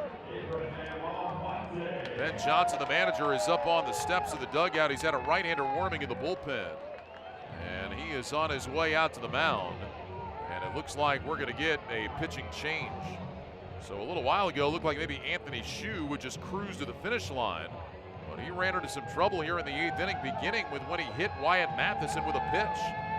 Put Matheson aboard. John Ryan Murphy followed with a single. Marty Harum had a base hit. Decker struck out, but the walk to Snyder has loaded the bases. And the call has gone to the bullpen. So we've got a pitching change, a break in the action. We're in the bottom of the 8th inning. Aces trailing by a score of 7-2. And we'll return to Greater Nevada Field right after this. Right-hander Chris Beck comes on to work for the 2nd time of the series for Memphis. Beck making his 22nd appearance. He's 0-3 with a 4.09 ERA. In 22 innings, he has given up 20 hits, 11 runs, 10 earned. He has walked 9. He has struck out 19.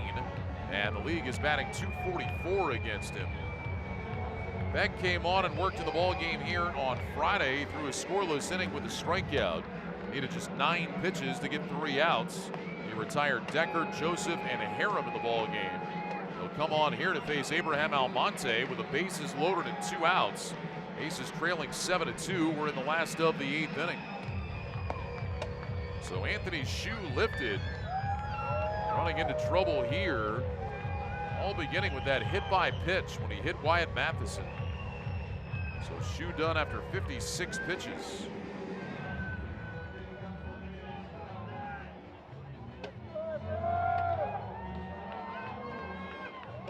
So Chris Beck against Abraham Almonte. Almonte will bat from the left side here against the righty throwing Beck. Almonte in the ball game today has been on base 3 times, 2 singles and a walk. Almonte had a home run last night. A long ball here would really make this one interesting. Here comes the stretch and Beck's first pitch. Almonte takes outside and the count 1 ball and no strikes. How do the Aces have a little late inning magic in them today? Seen that from them several times this year, including earlier on this homestand, hitting 4 home runs and scoring 5 in the 9th to beat Nashville. Here comes the 1-0 pitch to Almonte. That's a fastball high, 2-0. Well, we've talked about it all year that the Aces continue to battle.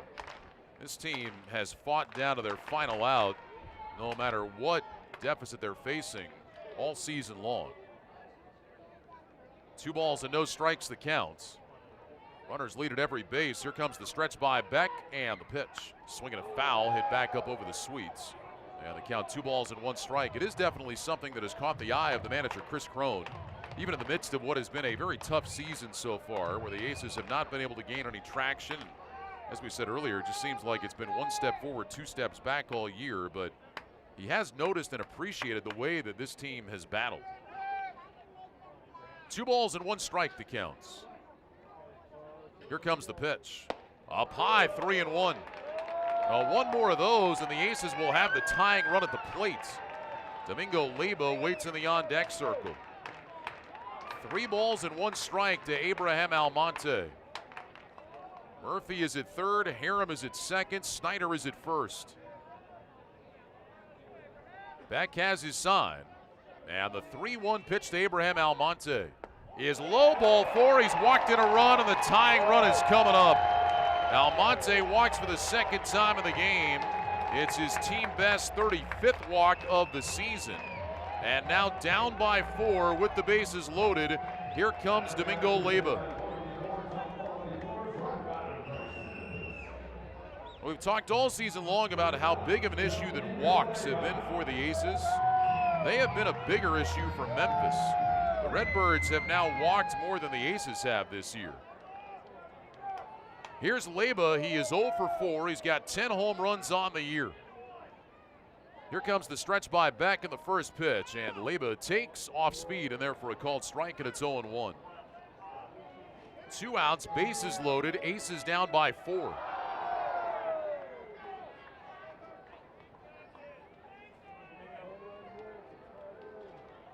Leyba waiting, Beck okays the sign. This will be an 0-1 pitch to Domingo Leyba. Beck kicks and fires. Fastball outside, 1 ball and 1 strike. That run gets charged to Shu. He is still responsible for Harum and Snyder on the base pass. 7-3 ball game, last of the 8th. 1 ball and 1 strike. Beck ready, hands to the belt. Here's the pitch. Swing and a miss. Elevated, but took a little something off, and it's now 1 ball and 2 strikes to Domingo Leyba. Talked about Leyba having a tough series here, just 1 hit, 1 for 12. Down 1 ball and 2 strikes. Aces 1 big swing away from tying this game. Runners lead. Here comes the 1-2 pitch to Leyba. And that one misses outside. Fastball at 90, followed it all the way into the glove of the catcher, Hudson. 2 balls and 2 strikes now to Domingo Leyba. Matt Caesar would bat next if Leyba can keep this inning alive. 2 balls, 2 strikes. Beck is ready, Leyba is ready. And here comes the pitch. Swing and a miss, he struck him out. He chased one down in the dirt. Leyba K's and the inning is over. The Aces settle for a couple of runs. They do it on 2 hits. No errors, they leave 3. On to the 9th, it's Memphis 7 and Reno 3. Ryan Atkinson comes on to pitch for the Aces as we go to the top of the 9th inning. Atkinson making his 10th appearance, 1-1 with an ERA of 11.08. 13 innings, 23 hits, 17 runs, 16 earned, 12 walks, 15 strikeouts. And the league is batting .377 against him. Robbie Scott inning in 2/3, 1 hit, 1 walk, 3 strikeouts. So it'll be Atkinson here in the 9th. The Aces have crept within 4, down 7-3. And Atkinson will try to hold it there as he faces Adolis Garcia, Lane Thomas, and Joe Hudson.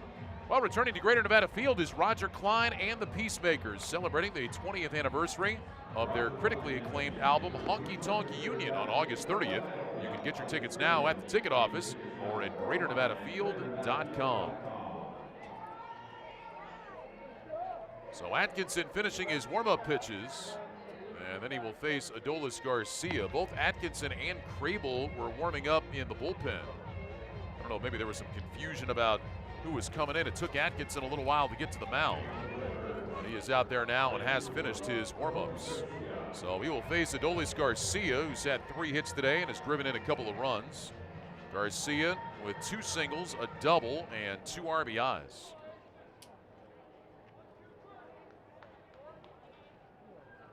So Garcia in against Atkinson. 7-3 ball game, top of the 9th inning. Atkinson reading the signs from John Ryan Murphy. And here comes the first pitch of the 9th inning, and Garcia swings and misses at a fastball, and the count, no balls and 1 strike. Well, the Aces showing a little life there in that 8th inning, pushing across a couple of runs. But Leyba strikes out with the bases loaded. That's the 3rd time today that the Aces have had the bases loaded, and the inning has come to an end. The 0-1 from Atkinson is up high, 1 ball and 1 strike.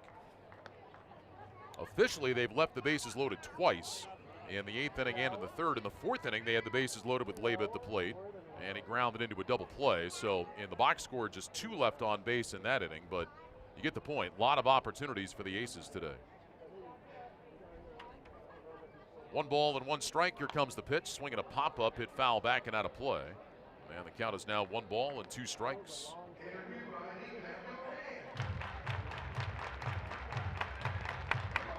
Updated numbers on the Aces now today with runners in scoring position. They have gone 3 for 12. 1 ball and 2 strikes. Atkinson set, and here's the pitch. Swing and a miss. He got him on a high fastball. So Adolis Garcia strikes out for the 2nd time in the ball game.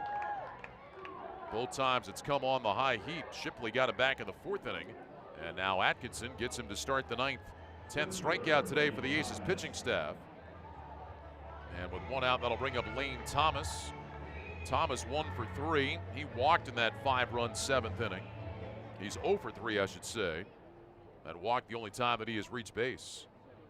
Right-handed batter in against the right-handed pitcher Atkinson.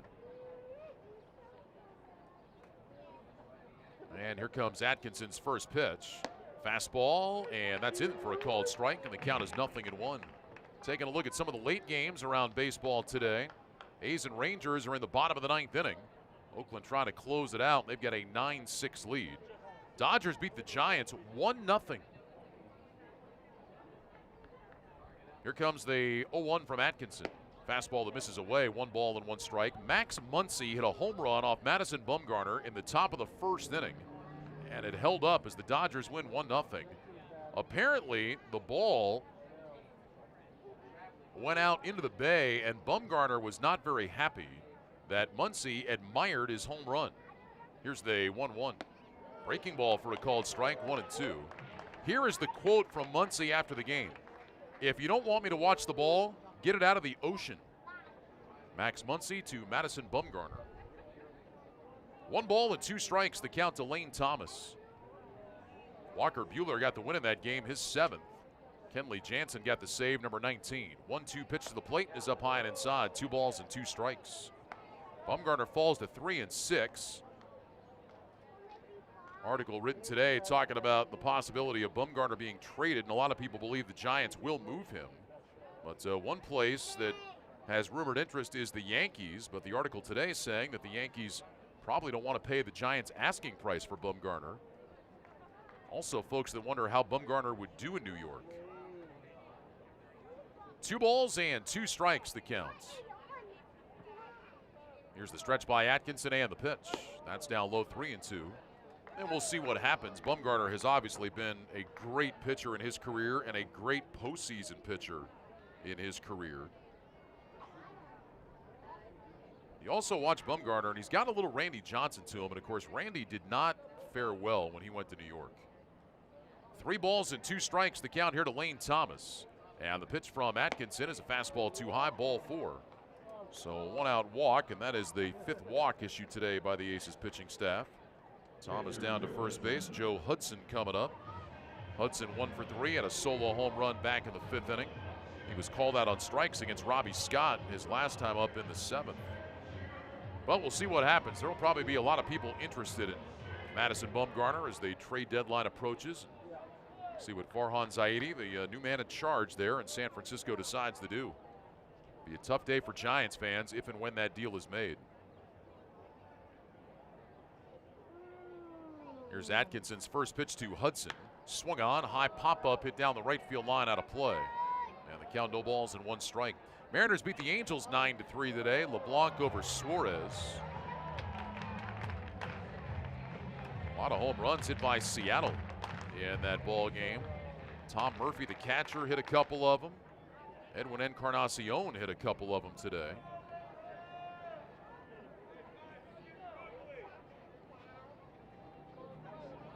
No balls and 1 strike as Atkinson throws to first, and that'll send Thomas back to the bag. Murphy numbers 6 and 7, Encarnacion numbers 19 and 20. Vogelback hit his 16th for Seattle, and Seager hit his 4th, so 6 home runs hit by the Mariners. Tommy LaStella hit his 15th for the Halos. Move to first, and diving back in safely, Lane Thomas. Nationals beat the Padres 5-2 today. Washington scored 4 times in the 8th inning on back-to-back-to-back-to-back home runs. Howie Kendrick, Trey Turner, Adam Eaton, and Anthony Rendon. No balls and 1 strike, the count to Hudson. Atkinson turns, looks over at first base. Now brings the hand set high. Long pause, here comes the pitch. That one is off speed and taken too high. 1 ball and 1 strike. Atkinson working for the first time in this series. Ryan last pitched here on Thursday. Allowed 4 runs on 4 hits and 2 1/3 behind Anthony Vasquez in the Aces' ultimate 11-10 win. 1 ball and 1 strike. And another throw over to first, and diving back in safely is Lane Thomas. Well, the Aces keeping a real close eye on Thomas over there at first base. 7-3 ball game. Memphis leads. We're in the top of the 9th. Another 3.5-hour game here today.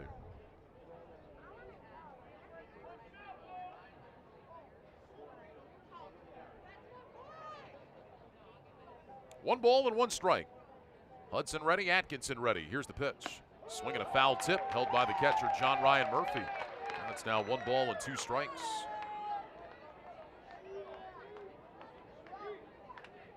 Rangers have scored twice in the bottom of the 9th inning. That's now a 9-8 ball game. Blake Trinan trying to close it out. Cardinals and Cubs are underway on Sunday Night Baseball. They're in the 2nd. That's a 1-1 game. Now Atkinson set, and another throw over to first, and he one-hops Tomas. It bounces away from him, but not far enough. Thomas got up, took 2 steps towards second base, but he'll stay put. Cardinals have just tied that game on a Colton Wong double.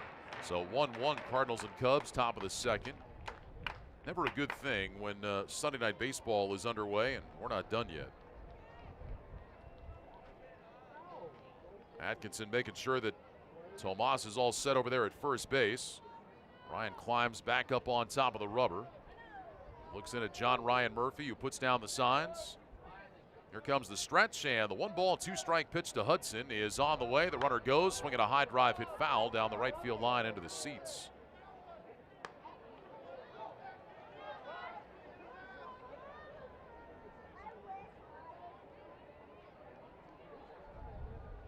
Atkinson taking a little walk in the grass back behind the pitching mounds. Now will turn, climb the backside of the hill. Hudson, the catcher, steps back in. Thomas takes his lead over at first. He was running on the last pitch. We'll see if he goes here. 1-2. Atkinson may throw over there again. He does. And again, Thomas back to the bag.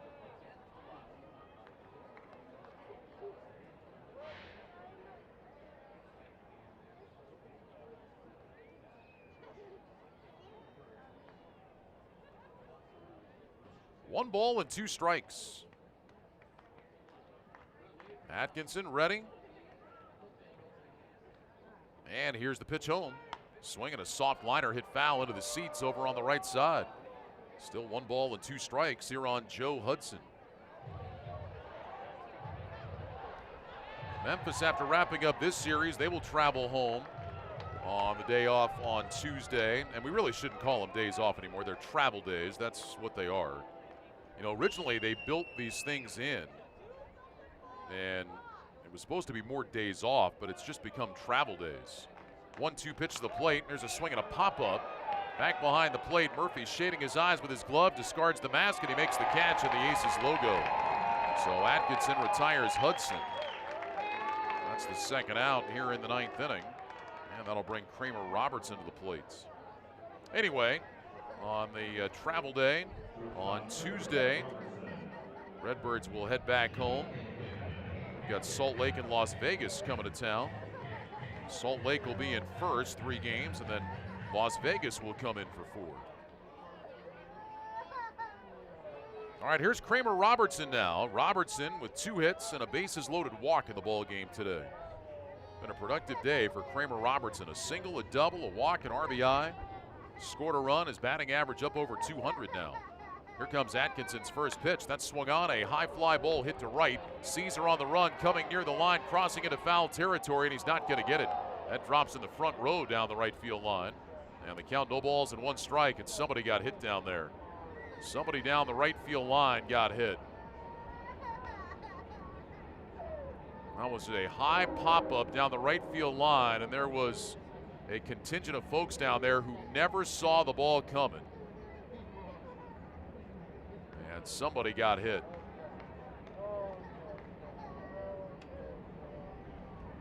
And it was a youngster, and everybody is turned looking in that direction. Everybody in the Redbirds dugout is turned looking that way. Umpires looking up there. Players on the field looking up that way. Boy, you hate to see that. They were down the right field line, way down there in the front row, and just never saw that pop up. No balls and 1 strike. The count to Kramer Robertson. Atkinson turns, peeks over at first base. Here comes the stretch and the pitch. That swung on and missed, a high fastball, and the count is 0-2. So Ryan Atkinson now 1 strike away from bringing a close to this top of the 9th inning. When we go to the bottom of the 9th, the Aces slated to have Caesar, Tomas, and Matheson coming up. 7-3, Memphis has the lead. No balls and 2 strikes. Atkinson peeks over at first. Thomas takes his lead. Here's the stretch of the 0-2 coming to Kramer Robertson. Swinging a ground ball hit up the middle to his left, the shortstop Leyba. He's got it, flips it out of his glove to Matheson at second for the force, and the inning is over. No runs, no hits, no errors, and 1 man left on base. We'll go to the bottom of the 9th. Aces down 7-3. Last of the 9th inning, Aces trail Memphis by a score of 7-3. And it'll be Matt Caesar, Yasmani Tomas, Wyatt Matheson coming up against Chris Beck, trying to save this one for the Redbirds. Beck came into the ball game with the bases loaded in the 8th inning, and he walked Abraham Almonte to bring the tying run to the plate, but then he struck out Domingo Leyba to end the inning. So the Aces down by 4 with Caesar leading off. Caesar 1 for 4 in the ball game. He had a bunt base hit back in the 3rd. An excellent bunt that landed on the grass, then spun over into the dirt. And a little less than halfway up the 3rd baseline, just nestled to a stop in between the edge of the grass and the foul line. So Caesar in there against Beck. And the right-hander's first pitch of the 9th inning is a breaking ball for a called strike, and it's 0-1. Memphis playing the shift. 3 infielders over to the left of second against Matt Caesar. Outfield playing straight away. Caesar with 5 home runs this year. No balls and 1 strike. Here's the stretch by Beck, and the right-hander fires. Swinging a tap foul at the plate. Threw him a slider, and the count is 0-2. A's hung on and beat the Rangers 9-8. Texas battled. They scored 2 in the bottom of the 9th. But the A's win it. Frankie Montas gets his 8th win. Blake Trinan with his 14th save. Matt Olson and Chris Davis home runs for the A's, as Grubel Cabrera hit number 10 for Texas. 0-2 the count to Caesar. Here's Beck's delivery to the plates. Swinging a fly ball hit to center. Thomas going back, still going back. He's going to have a play shy of the track in straightaway center. He makes the catch. So Caesar flies out. That's the way the bottom of the 9th inning begins. And with 1 down, here comes the left fielder, Yasmani Tomas. Hope you can join us here tomorrow. It's a Military Monday at the ballpark. All active and veteran military members receive a buy one, get one free ticket to Monday games at the ticket office. So we'll see you here tomorrow night, 7:05 for the finale between the Aces and the Memphis Redbirds. Yasmani Tomas, the batter, he's 1 for 3. Had an RBI triple back in the 1st. Beck delivers home to him, and a fastball is in for a called strike, 0-1.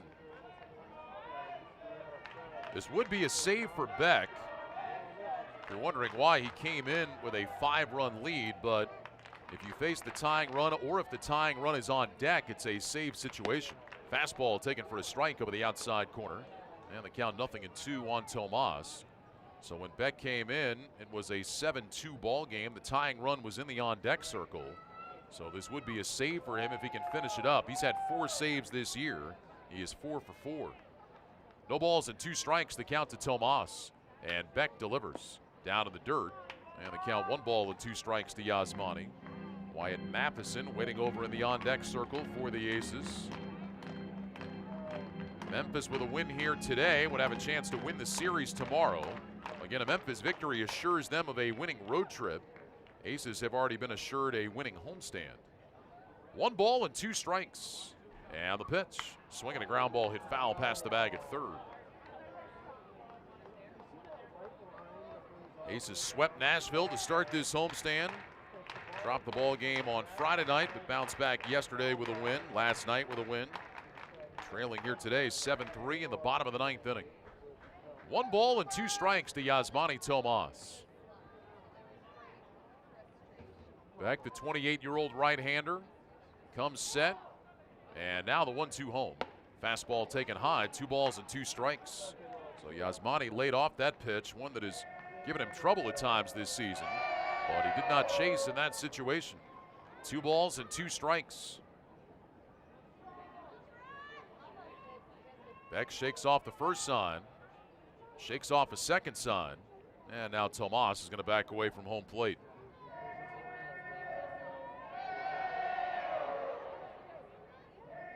Field still in sunshine. Shadows have crept down over the fans back behind the Aces dugout. They're all in shade. And now Beck ready again. 2-2 pitch to Yasmani Tomas. Swung on, popped up foul, backing out of play. So he rode the fastball in on his hands that time, elevated it, and Yasmani spoiled it off. We'll do it again at 2 balls and 2 strikes.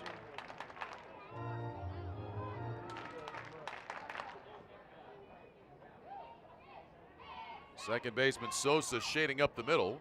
First baseman Ravelo way off the line. Beck has the sign. 2 balls, 2 strikes. Here comes the pitch, and Tomas swings and misses. Strike 3. So the Aces down to their final out. Tomas strikes out for the 2nd time in the ball game.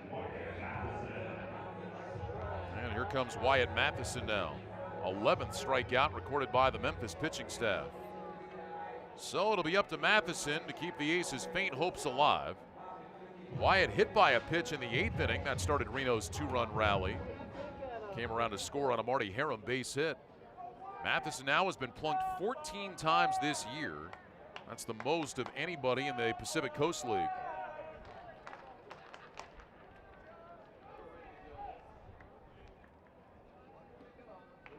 So Matheson steps into the right-handed batter's box.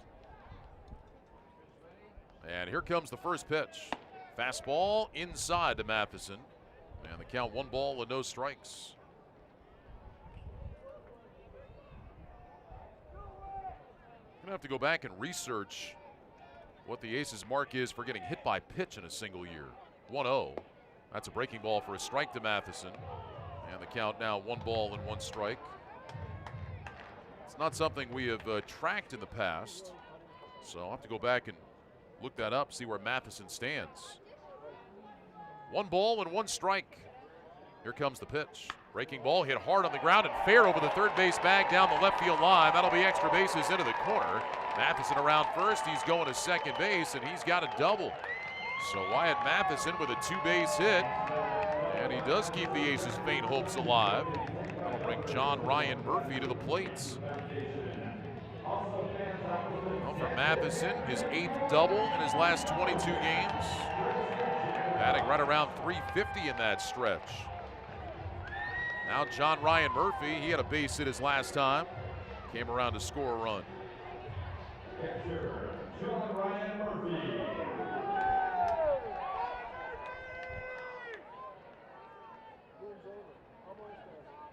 Aces need 2 more base runners here. Beck looks in to get the sign. First pitch to the Aces catcher, John Ryan Murphy, is on the way. Swinging a drive hit down the left field line. That one hooking towards the corner. O'Neill on the run. It falls. It's a fair ball inside the line. Around third, coming in to score is Matheson. Murphy will hang on with a single, and it's a 7-4 ball game. Well, Murphy caught that kind of off the end of the bat. Hit it down the left field line, and it dropped just inside the chalk. Tyler O'Neill pulled up, played it on a bounce. Murphy stays put with a single. He'll take the RBI, his 4th. And now here comes Marty Harum, who has had a terrific day so far. Marty has gone 3 for 4 with 2 doubles, a single, and a run batted in. He's hit the ball hard all 3 times. Only time he didn't make solid contact in the 6th inning, he bounced out to the 3rd baseman. But Harum with an excellent day at the plate so far. Let's see if he can pick up a 4-hit game. Hudson, the catcher, going out to the mound to have a chat with Beck. He rubs up the baseball and gets ready to face Marty Harum. Nashville blanked Tacoma today by a score of 3-0. Tacoma falls to 30-34. Oklahoma City an early 2-0 lead over Fresno. Here comes the first pitch to Marty Harum, and that one misses down low and outside. 1 ball and no strikes. Sacramento rallied, won their ball game in New Orleans today by a score of 4-3. 1 ball and no strikes to Marty Harum. 7-4 Memphis, last of the 9th. 2 outs, runner at first. Murphy takes his lead. Ravelo is holding him on. Here's the stretch and the 1-0 pitch to Marty Harum. That one is taken for a strike. A fastball over the outside corner. And it's now 1 ball and 1 strike. Harum's RBI in the 8th inning is 15th of the year. He has 3 home runs. 1 ball and 1 strike. Beck nods yes, looks over at Murphy. Short lead for him. And Beck's 1-1 pitch. Breaking ball swung out and missed. Good slider that time. And the count now 1-2. The Aces down to their final strike. Caesar flied to center to start the inning. Tomas struck out. Matheson doubled down the left field line. Murphy with a fly ball RBI single.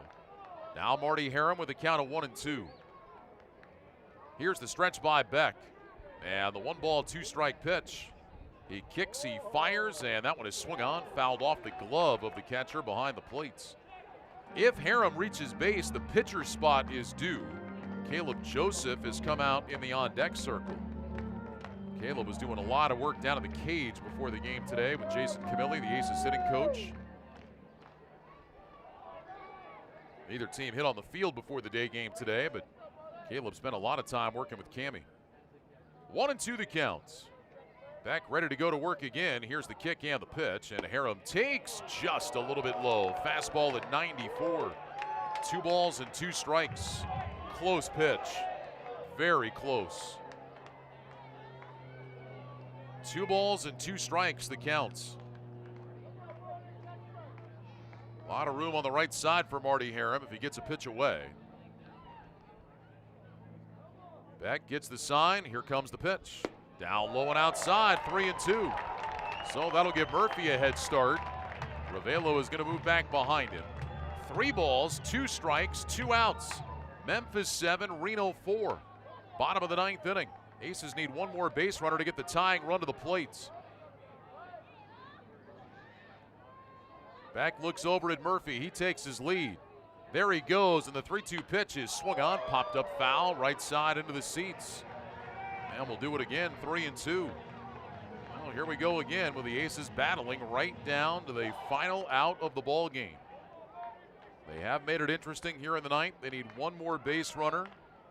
Marty Harum trying to do that. Already 3 hits for him today. 3 balls, 2 strikes, 2 outs. Back set, here comes the pitch. Up and in, ball 4, and the Aces will bring the tying run to the plate for a 2nd consecutive inning.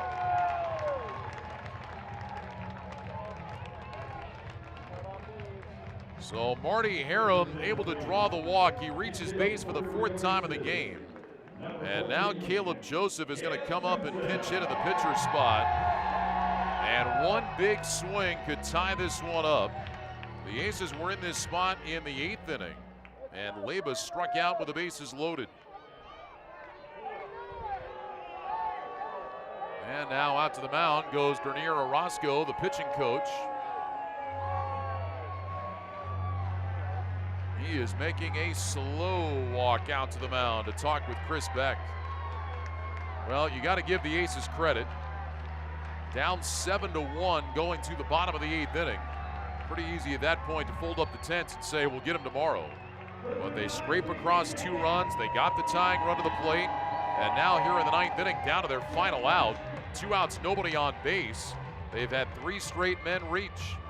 And Caleb Joseph at the plate representing the tying run.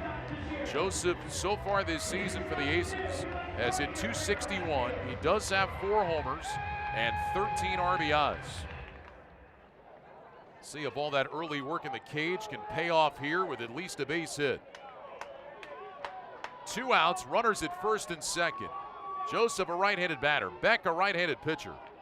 And here comes the first pitch to Caleb Joseph. In there for a called strike 1. Threw him that slider and he jumps ahead. No balls and 1 strike. If Joseph reaches, Travis Snyder is due next. No balls and 1 strike. Here's Beck's pitch. Swinging a foul tip. Came back with that slider in the count 0-2. So back-to-back sliders thrown by Chris Beck. And he's ahead of Caleb Joseph. No balls and 2 strikes. Memphis 7, Reno 4. Aces were down to their final strike with Harem at the plate. He was able to work a walk. 0-2 the count now to Caleb. Beck picks out his sign. Check a second base. And the 0-2 pitch to Caleb Joseph is swung on, fouled off the catcher, back to the screen. And we'll do it again at 0-2. Joseph last night was 0 for 4 and he struck out on each of his last 3 at-bats. I mentioned last night that Joseph is one of those guys that hates to strike outs. So many guys now in the game don't care about strikeouts. It doesn't bother them, but Caleb is not one of those guys. 0-2 the count. Outfield straight away on the infield. Sosa, the second baseman, shades up the middle. Beck ready at the belt. And the 0-2 pitch to Caleb Joseph. Here it comes. Swinging a drive hit foul out of play to the right. So after all the sliders, he came in with a 93-mile-an-hour fastball. Joseph fouled it away. And we'll do it again at 0-2. This game started at 109. It is now 4:54 here in the bottom of the 9th inning.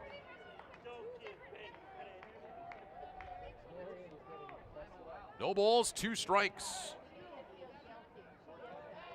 Beck ready, and now time called. Catcher Hudson wants to start over with the signs. John Ryan Murphy, the runner at second. Marty Harem is over at first. No balls, 2 strikes. Joseph standing, patiently waiting. Beck picks out the sign he wants. And the 0-2 pitch. Swinging a pop-up, right side, foul territory, back into the seats. And Joseph remains alive, 0-2.